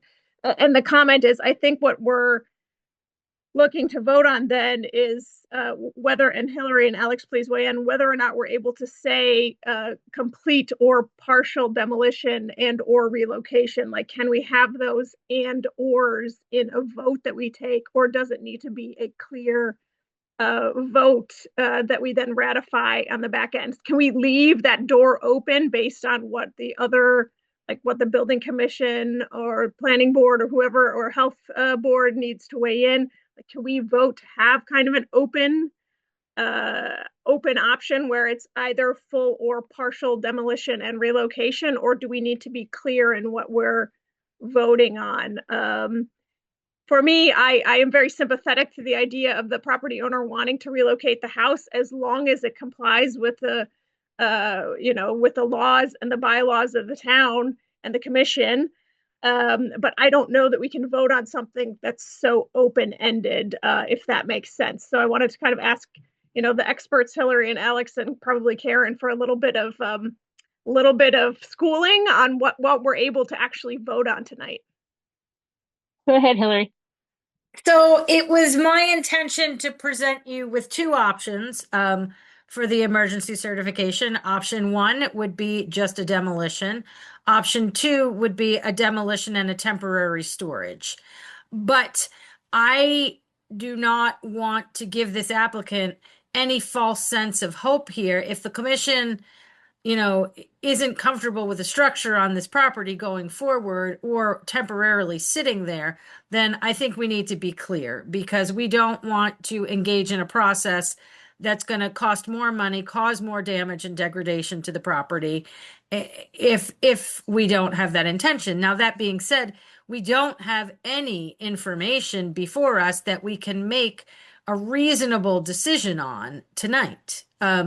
So we're kind of caught here. And third, it's really difficult to babysit all of these properties just to make sure nothing bad is happening. So that's another cause of concern for me. You really need eyes on these properties regularly to understand what's going on and to see what's happening. Any follow-up, Joanne? Yeah, on Hillary's point about having eyes on the property, the thing that remains in my mind is if that house were just a shed and people were putting their beach bags in there going down to beach, that's one thing. But if you have a well and a septic tank that are still being used, and we get a couple of big storms, it's not just about that structure going, it's about, the potential contamination that comes with the utilities that are going along with that structure. And I can't, that's the thing I'm trying to reconcile in my mind. I just want to jump in and clarify for you, Joanne. This property, the well and the septic are at the rear. So the well was relocated by the prior owner because it was going over the edge. They're at the rear of the property. The dwelling is at the seaward side of the property. So the dwelling goes first, then the septic is over here and the well is back in the back corner. So the septic and well are on the back property lines. The dwelling is seaward. So if we're confident that that's the case and the structure would go before the well or the septic, I'm willing to kind of consider this. But that said, if we get a couple of big storms, I don't want our willingness to consider an alternative plan to stop us from having something in place that would allow the town to work with the property owner to remove the structure. But thank you for clarifying that, Hillary. Cinnamon?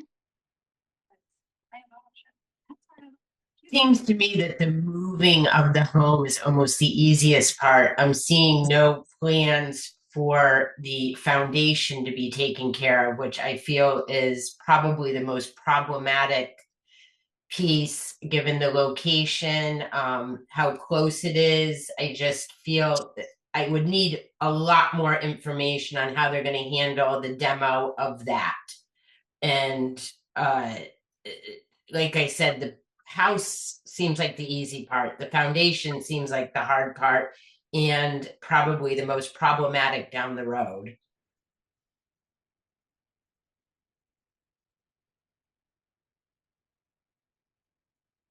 Anybody else? Greg?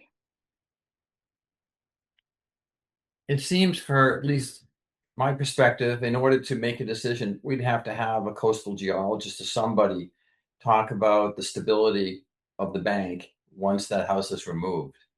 I mean, for example, if it's stable, okay, maybe there's a possibility you could store something in the corner. But if it's not stable, that just it would seem to me like you need to take the whole thing out. I mean, but I don't have that information. I don't know. I'm not an expert in coastal geology, so. You're looking at 5 feet between the front of the house and the top, the bank, and it looked very undercut. I'm guessing that undercut is probably just a few feet away from that foundation, underneath there. So I think that needs to really be looked at. Yeah, I mean, it seems like that the erosion could be accelerated by the foundation once the concrete materials and everything is removed. And that would, I mean, even in a rainstorm where erosion would perk up because there's a pit there of a different type of material.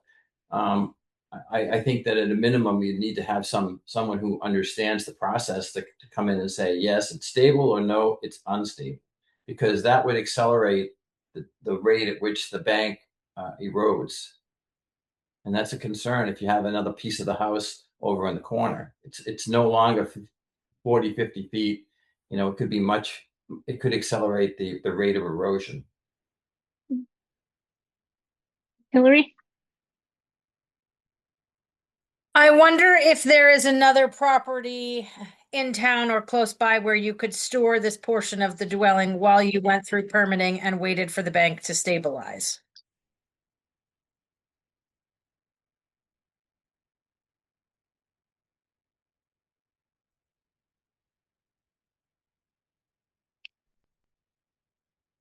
That's for Jason and Ian.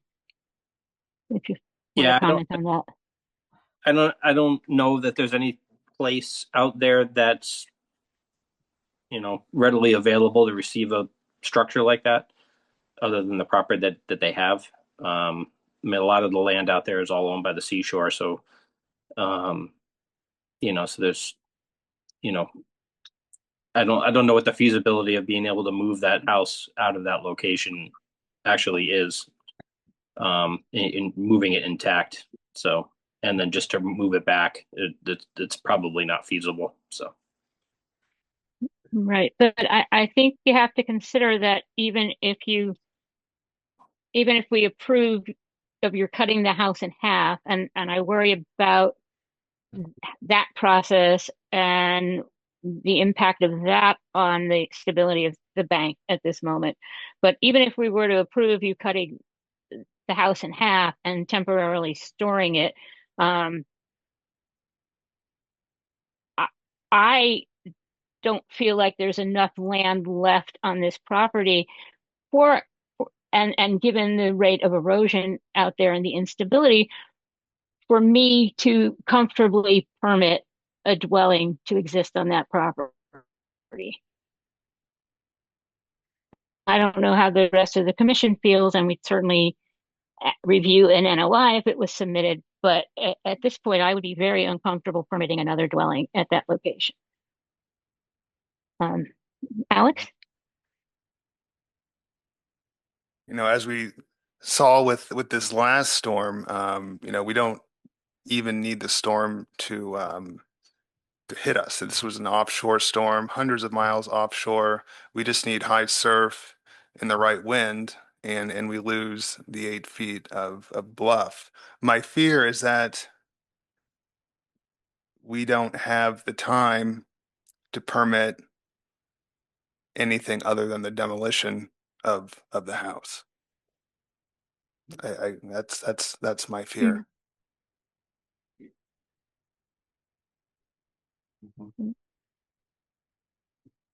Chuck, we haven't heard from you. Do you have anything? I don't have my arms around the potential costs that these folks are facing, but it seems to me that a simple demolition is the least expensive route.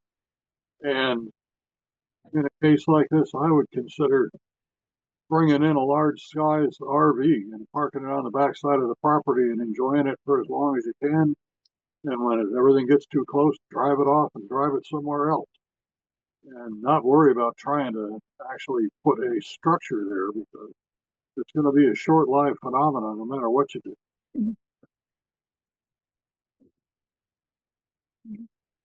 Hillary? I was going to ask a similar question. I wonder if there's more merit in demoing the entire existing structure and maybe pulling in a tiny house on one of those trailers, similar to what Chuck is suggesting. That's obviously another permitting process, a select board process to approve something like that.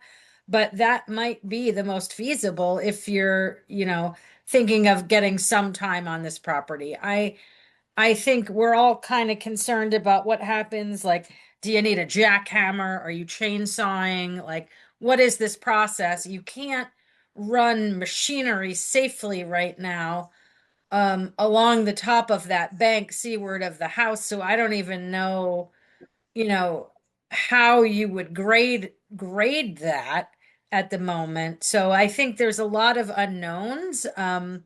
Unfortunately. And I feel like we're a little too late time-wise because of this most recent, erosion event. But I think maybe, conceiving of a different plan might be more beneficial.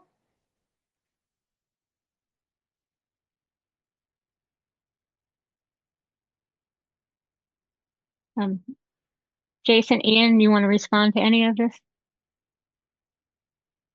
Yeah, I mean, I think that, I think at a minimum, we're hoping that you can approve the demolition of the structure.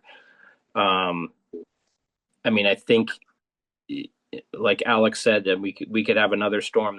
They're predicting another storm for next Sunday, Monday, Tuesday. So we could be looking at this thing being on the beach in a week. So I think at a minimum, we really got to at least get an approval from you folks tonight to do a complete demolition.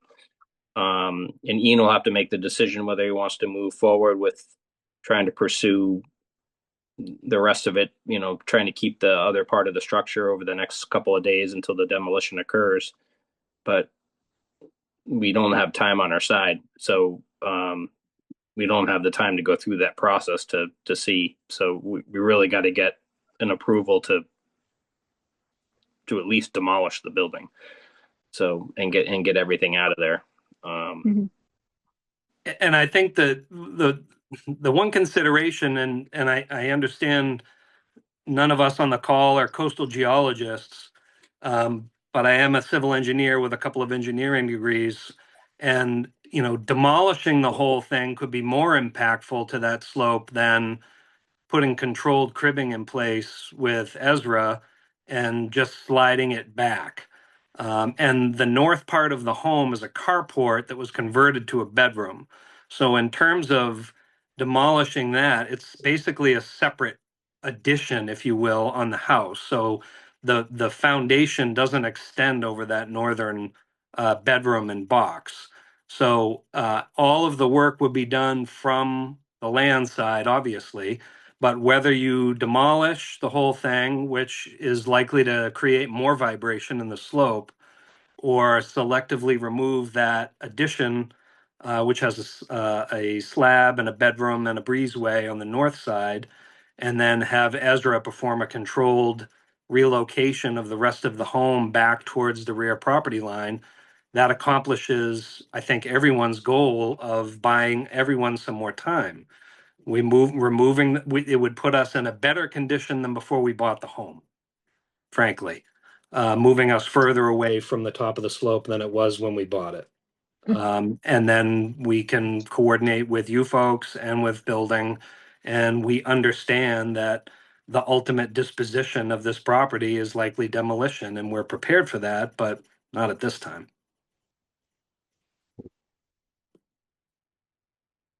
It seems to me like we don't actually have a plan in front of us for either one to evaluate in full detail, and certainly no full application for an emergency certification either. But it seems to me that the easiest one to permit would be a full demo. And I would think that we would need to see at least some details of that before a certification could be issued.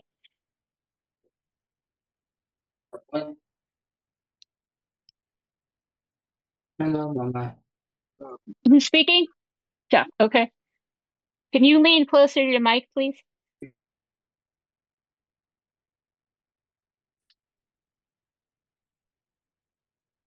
Chuck? Oh, sorry. I thought you were talking to somebody else. I have a question. Oh, you were waving your hand, but we couldn't hear a word you were Okay. saying when you sit that far back. Now I have a question. And this is, I guess, got to do with filing requirements. If you were going to simply lay down rails and skid the structure back, then aside from having to clear trees and vegetation in order to make it work, it doesn't sound like that there would necessarily be excavation, right? Correct. So I think that that could be considered a separate action from the process of having to deal with getting the foundation out of there and everything else. That's my sense of it. The foundation does require some excavation to remove, I would think.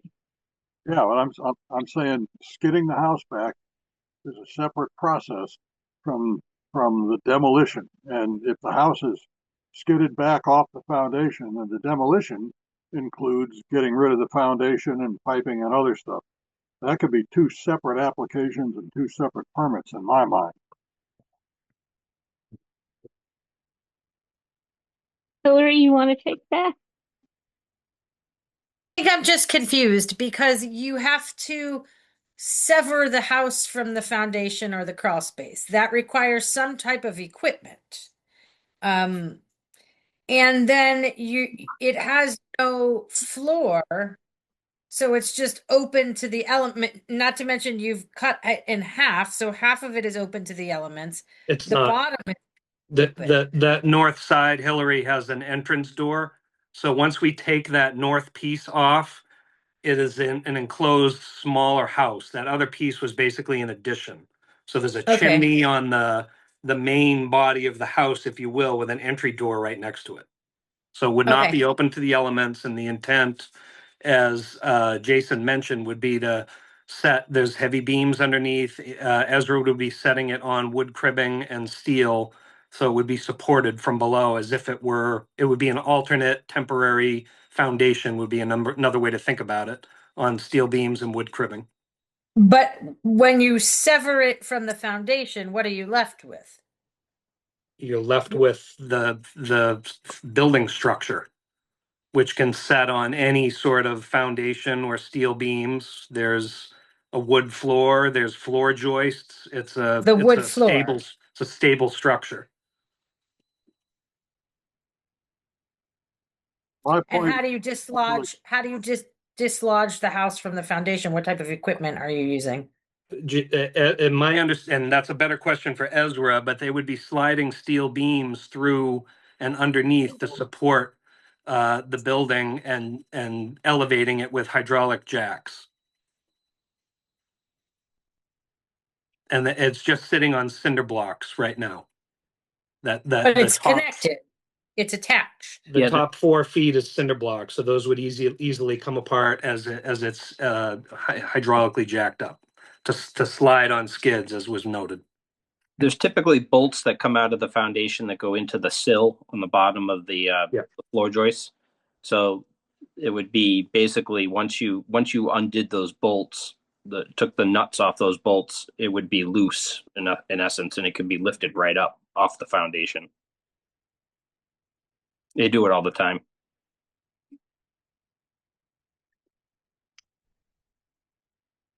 Okay. Janet, and then Joanne, and then Alex.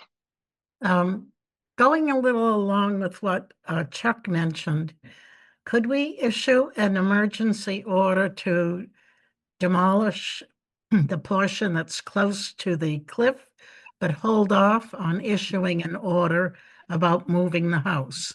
Or does that portion have to be moved before you can demolish the part that's closer to the cliff? The main body of the house, which is about 22 feet by 25 feet, sits as sort of a parallel rectangle to the top of the cliff. That's the portion that we're proposing to save and move back, which would be a straightforward operation for Ezra Ambrose. The portion that we are looking to demolish is the northern part of the home, which was, I believe, a carport when the entrance actually used to be on the ocean side of the building when the access road was out front. So that carport was converted to a bedroom, and we're proposing to eliminate that.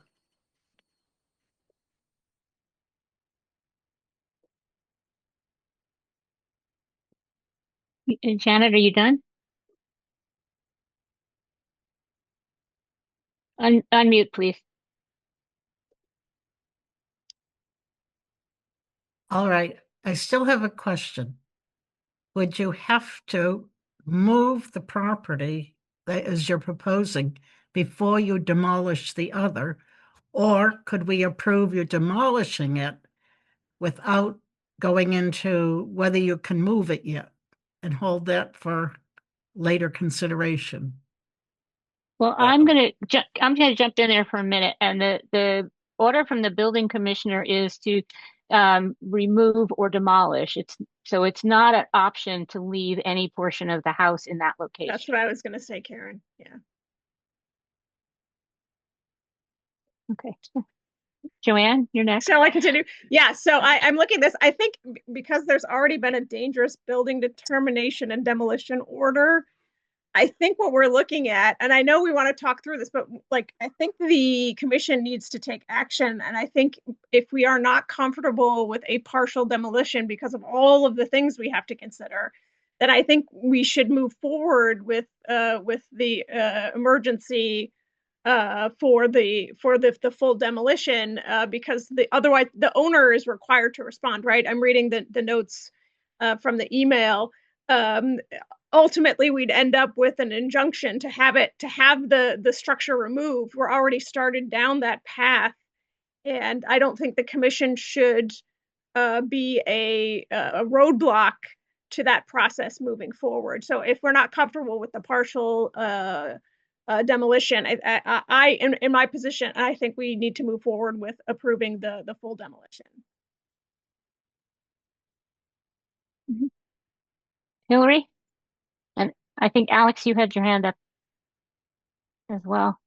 I just wanted to weigh in that conceivably you could issue 2 emergency certifications, but we need to be very clear on what exactly we're demolishing, how we're demolishing it, and structurally, is the structure have integrity to withstand this, and does the bank have the integrity to withstand 2 separate actions at 2 separate times, right? Because we would be demolishing a portion right now, destabilizing, and then while you contemplate additional information, anything can happen. So you can go about it that way, but I'm not sure that's the best. I think one of the challenges we have is with all the discussions we've had, we haven't closed the loop with the building department yet. So we haven't got into any of the nuts and bolts before the order was issued. So, we're at a bit of a loss, but as we've said all along, we are trying to do the right thing. So I keep going back to, what is it we're trying to accomplish here? And we certainly, none of us want the property or the home to fall down the cliff. So, we're prepared to move forward and reduce the footprint and selectively and carefully remove the foundation, replace it with local sand, and slide the building, the box of the building back towards the rear property line. That doesn't prevent the building department or the Conservation Commission from issuing additional notices or orders. And we're not going anywhere. We're here because we're trying to do the right thing. We're trying to enjoy the property as long as we can. So, you know, we're here, and Jason is supporting us, and the other contractors that we've pulled in have jumped for us to help move this forward. So that's where we're coming from.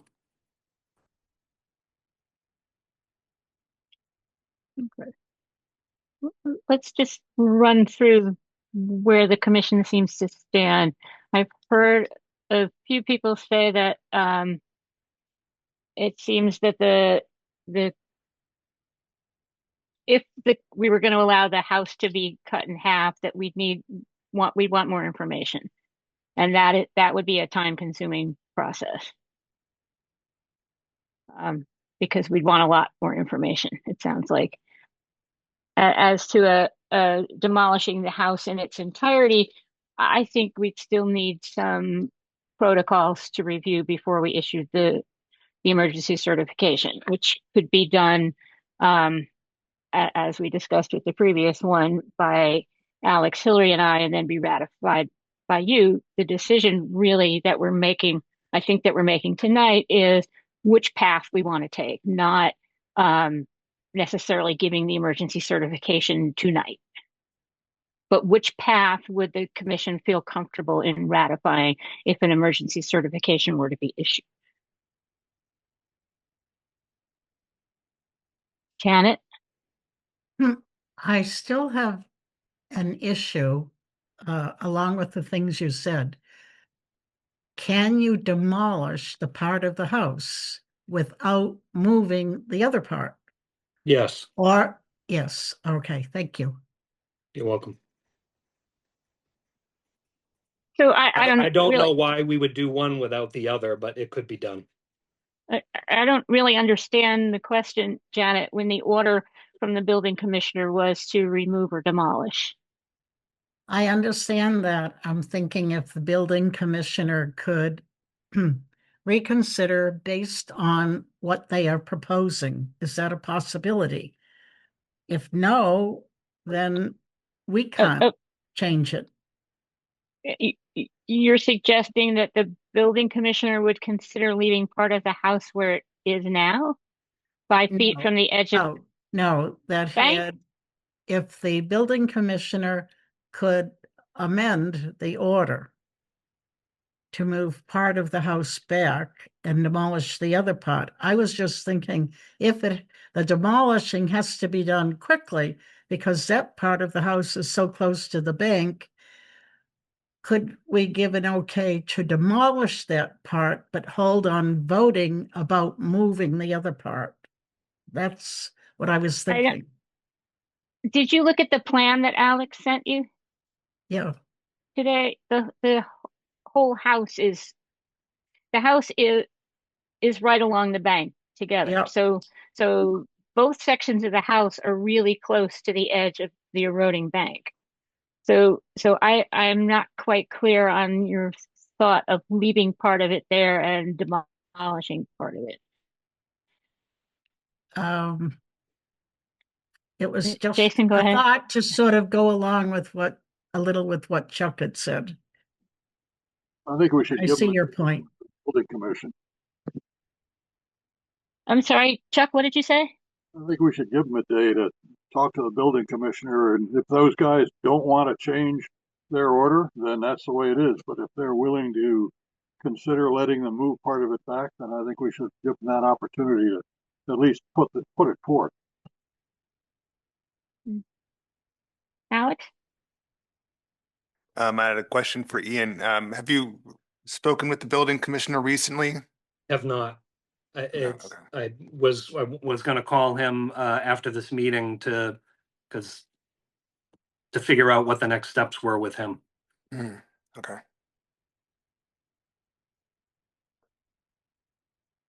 Okay, so I don't think we've reached a resolution yet. Cinnamon, go ahead. Difference between the language remove or demolish.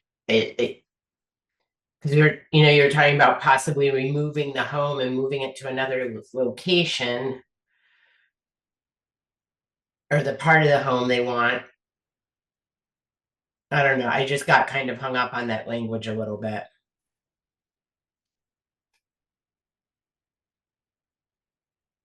And And did you come to a conclusion, or is there? No, I mean, I think Jason answered earlier that, the home, there's no place to move the home to. Mhm. So even though that was alluded to earlier in the conversation that, possibly down the road in a couple of years, they would bring it somewhere else. So I don't know. Sorry. It's a difficult situation. I'd like to read something and let everybody think about it a little bit. The order says remove the dwelling, disconnect the septic system and well from the dwelling, and any associated infrastructure from the site in a manner that prevents discharge of sewage, debris, blah, blah, blah, in the environment. It says the site, not the property. The site is where the house is now. Is that the building commissioner or the Board of Health order? It's the Board of Health order.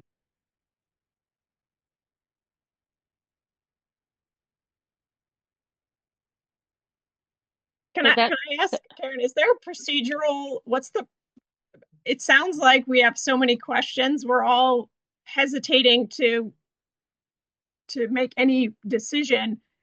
Is there something procedural in our rules where, I think we could agree that we could support either of these options, but it would have to be based on significantly more information, and should other boards and commissions in the town receive additional information, like can we take a vote by email or No, that's recorded officially? no, Would we have to, can we call a special session? not without 48 hours posted notice. So I mean that's not terrible, 48 hours. So the way an emergency certification works is that we can vote on it, or Alex or the chair have the authority to sign off on it and then bring it back to the commission for ratification within 2 weeks. I mean, it sounds like that's where we're leaning. So I think what we're basically asking you guys tonight is, what would you be willing to ratify? And I think we can't answer that because we don't have the necessary information. Okay. Right. So it's very catch-22. We also have a time limit because there are possible storms. We also have a time limit in the building commissioner's order for the work to be completed. So we don't have time to get complicated information, and I think it would take significant time to get a coastal geologist to look at. So that's not what I property mean. and- I mean kind of what Ian and Jason were talking about, additional information from the building commissioner about what, if they'd be amenable to any alterations in their letter or their order. If the answer is no, based on precedent, Alex and Hillary, please weigh in on that. Then I think we're probably, tilting at windmills here. But I think that question needs to be answered. It seems like so Hillary, let's get Hillary and Alex to weigh in here. But we also have a new building commissioner, so we haven't necessarily been through this with him before. Yeah. Yeah. Alex. Do you want to go first, Hillary? You can go first.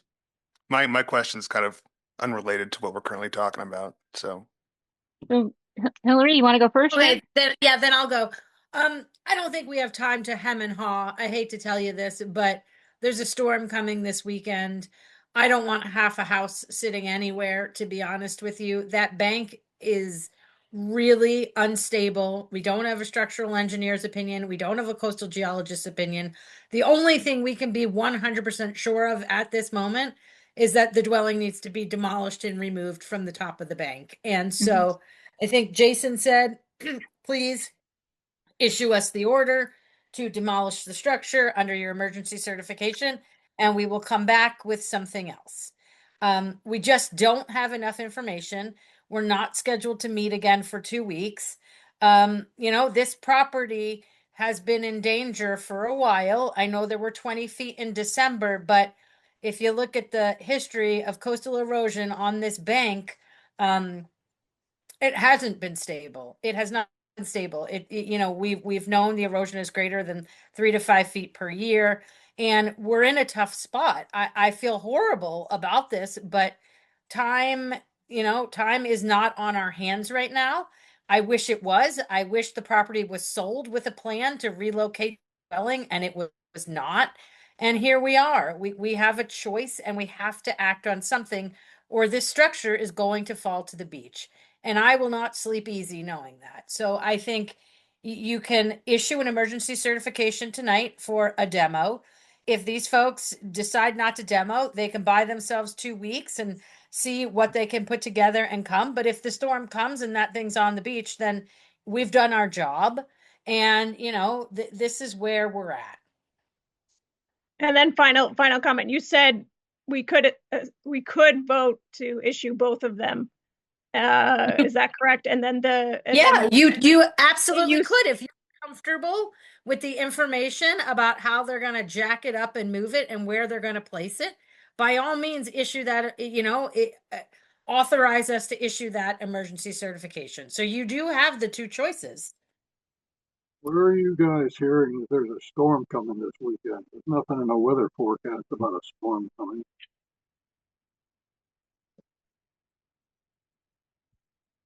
Excuse me. This is Greg. I just, if we're taking a kind of a vote to figure out where people weigh in, I have to say I agree with Hillary 100%. I could vote for a demolition tonight at any time, get the thing out of there. To go further than that, it's going to take some additional information. And I'm not sure we have time for that. Maybe we do. But I would have no problem approving a complete demolition tonight. And that's about as far as I could go at this time.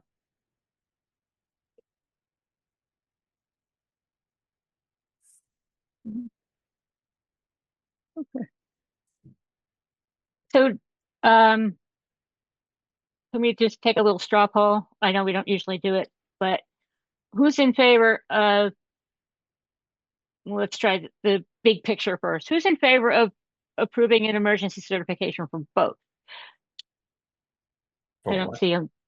Oh, Janet, you're in favor of approving it for both? Fine with both. Okay. Who's in favor of a straight on demo?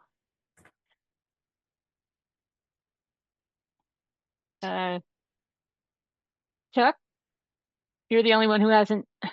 That's because I've been looking at all the weather forecasts and I don't see anything about a storm coming in this weekend anywhere. There's nothing. It's supposed to be sunny, 15-mile-an-hour breeze, 36 degrees. What are you talking about? Everybody's worried about a storm coming in and knocking the bluff down. There's nothing about a storm in the weather forecast. Yeah, but as we saw before, Chuck, we don't need a storm to hit. Yeah, I understand that. I understand. I'm just, there's all this. I don't see the problem with letting them talk to the building guys tomorrow. And if they stick with demolish, it says remove or demolish. So you either pick it up off the foundation and get it out of there, or demolish it.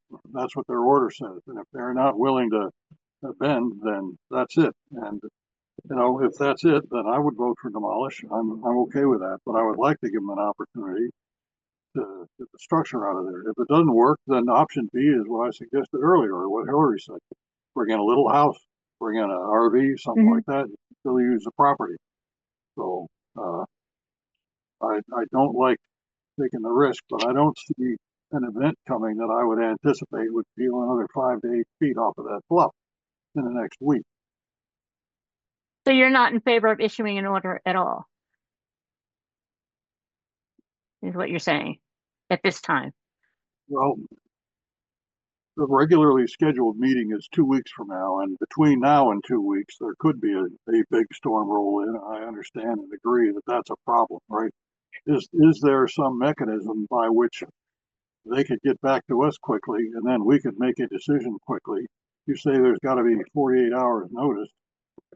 We could put a 48-hour notice in tomorrow, and 2 days from now, we either hear that the building commission says, no, get rid of it, in which case, okay, we all vote to demolish.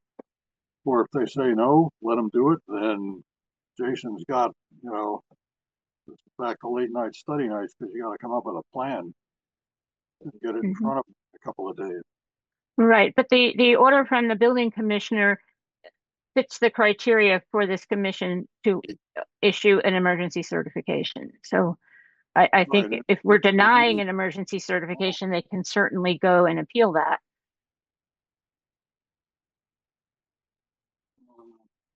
And if we don't vote and the conditions change, then Alex or I are going to have to make a decision and issue an emergency certification and hope you guys will ratify it. So I think we need to make a decision tonight. And I think we should pick something. Yeah, I think it looks like we have the votes for number one, and we can issue the certification. And if if there's time and things change and plans can be developed, it can always be, reassessed later, and not just by us, but the overall process. But in terms of moving this forward, it looks like we have the votes for number one, so we should move forward with number one. Number one being the complete demolition and removal. Okay. From that standpoint, I agree with Joanne. If everybody decides to put the brakes on it tomorrow after talking to the building commission and the house people, fine. But if they don't, then there's nothing. We're not standing in the way, so I'm good with that. Right. Okay.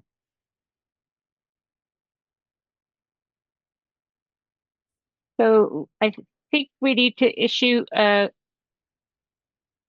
we don't have any protocol for the demo, so we do need to have some protocol.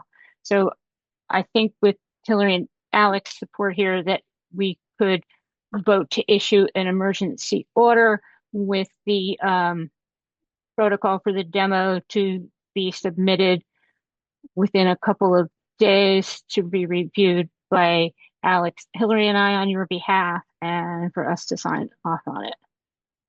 We're in agreement with that. So you're in agreement with that as well. So we should have a deadline for that. You want to do it quickly. So how many days would you need to get Hillary, you want to jump in before I run into number of days? No, finish your thought, please. Okay. So how many days would you think it would take to get a demo protocol? First thing Friday morning. Okay, that's kind of where I was thinking as well. So that would be the 13th. Yeah. Okay. Hillary, you want to say what you need? Yeah, I'm just thinking that's going to have to include the grading. Maybe, I don't know how you feel about the structural engineering review. I don't know if that's necessary if we're just doing the complete demo. And I guess I'm curious about the solar panels and the power. So you cut the power with Feral Electric. There's no oil. The oil tank is gone from the house. How do you deactivate the solar panels? Does the solar company have to come in and deactivate them, or what is that process? No, they're just off. It's like a battery sitting there. I've already been in touch with them. They're out of Hyannis.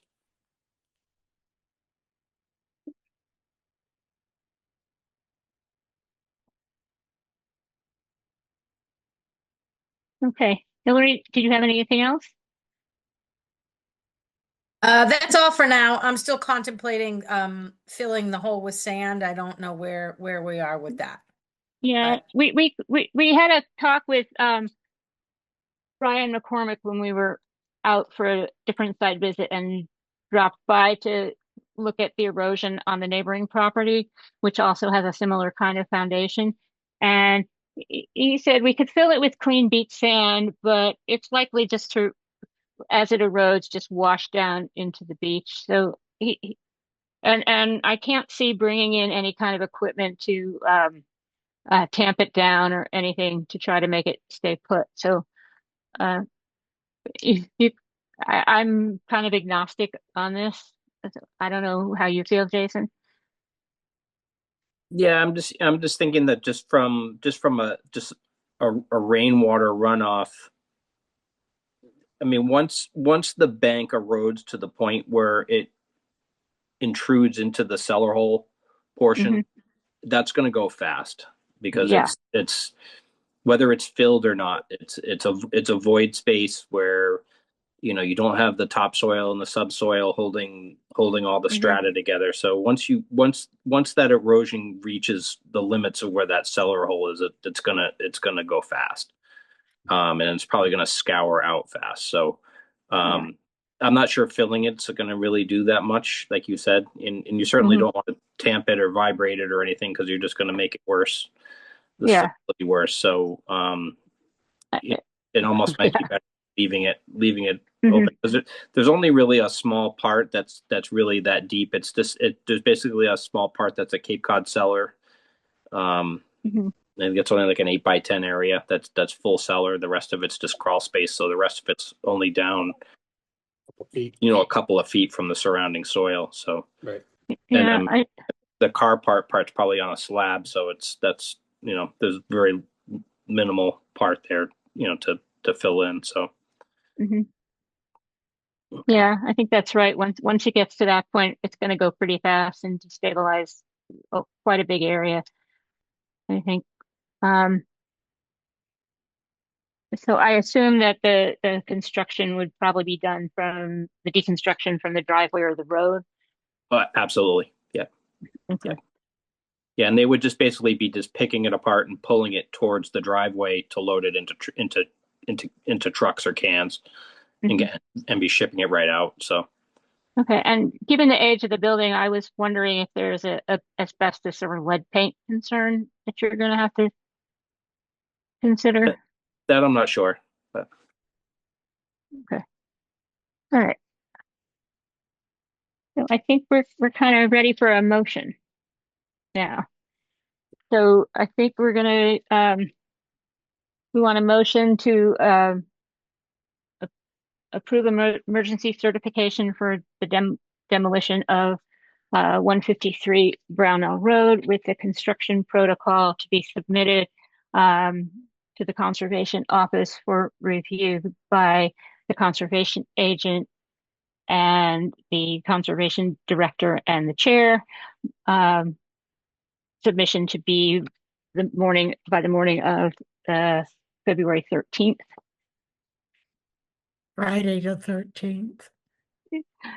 Yeah. So moved. My mother's birthday, or would have been her birthday. Did I need to include did I miss anything, Hillary or Alex? Nope. Okay. So we had a so moved. Do I have a second? Yep. Second. Okay. Chuck? Yes. Greg? Yes. Cinnamon? Yes. Janet? Yes. Joanne? Yes. And I'm a yes. Okay. I think that was a constructive and long process. So all right. Thank you, everybody. Thank you.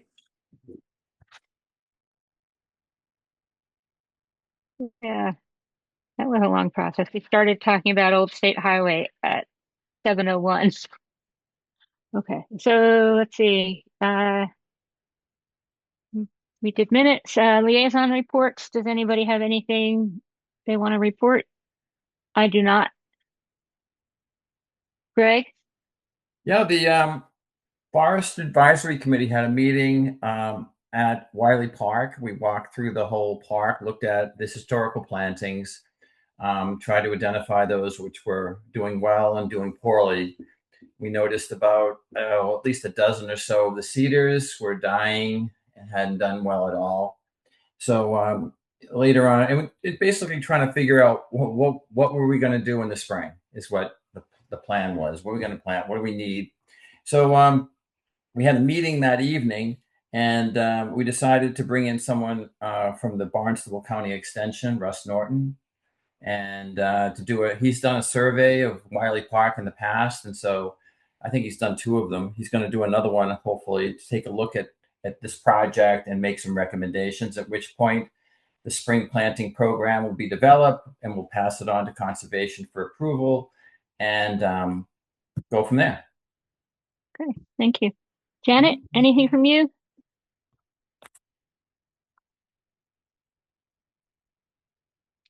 Janet? Unmute? Okay.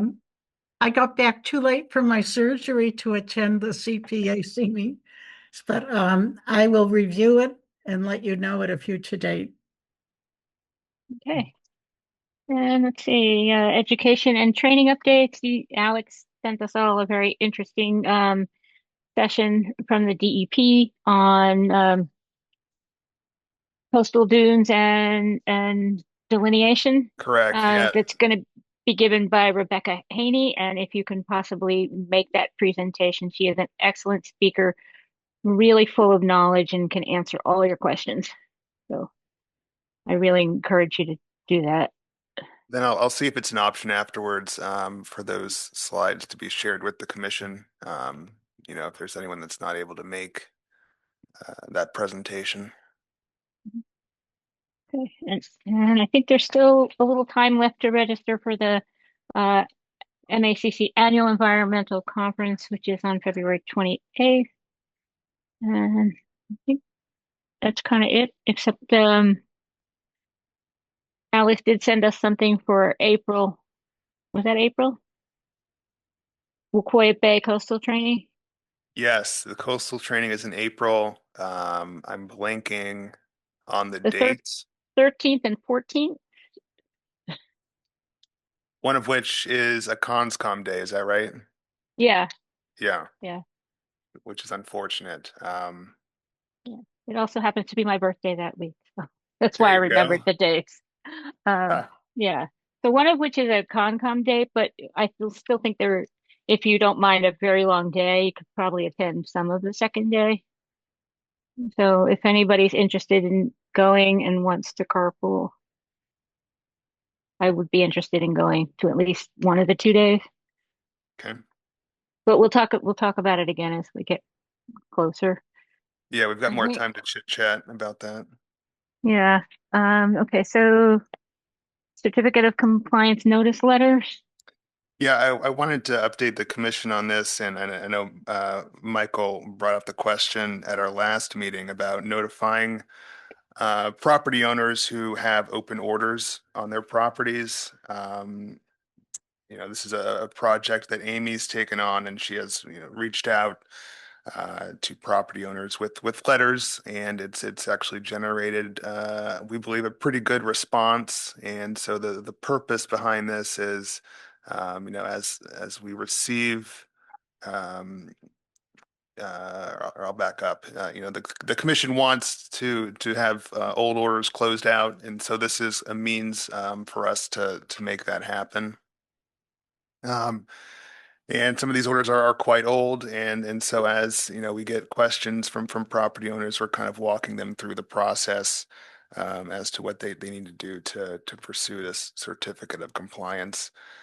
So it's been a big administrative task, and so I appreciate the time that Amy's put in on it. Did you want to add anything to that, Amy? Or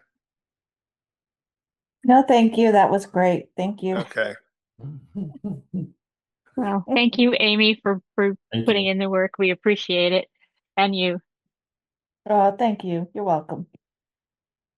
So it's like an effort to, you know, certainly tie up loose ends, you know, in our filings system as well. So this will be, you know, I suspect it'll take time, you know, to get through all of them, but it's, you know, it's a great first step the department has taken to get there. So Great. Okay. Wow. So it looks like we're at the end of our agenda, unless anybody has anything they'd like to say. Okay. You guys worked hard oh, wait, tonight. I have something. Okay, go ahead. I want to give a shout out to my parents and my aunt who joined us this evening. Hi. Hi. for a very Hi. spirited conversation. It was actually a good night to join us because we covered quite a variety of topics. I think your aunt is thinking about moving here. She's been on like 3 or 4 meetings. She's getting her Yeah. feet wet. I think she's Yeah. into it. Yeah. So good. Anybody else? I think everybody's ready to go. So if we could have a motion to adjourn and a second in quick succession, that would be nice. Move to adjourn. Second. That was good. I like that word. Okay. Joanne, Yes. Cinnamon, Yes. Chuck, Yes. Janet, Yes. me, yes. Okay. Thanks, Thank everybody. you. Have a Thanks, good Fran. night. Thank Good you. Good night. Thank you, Karen.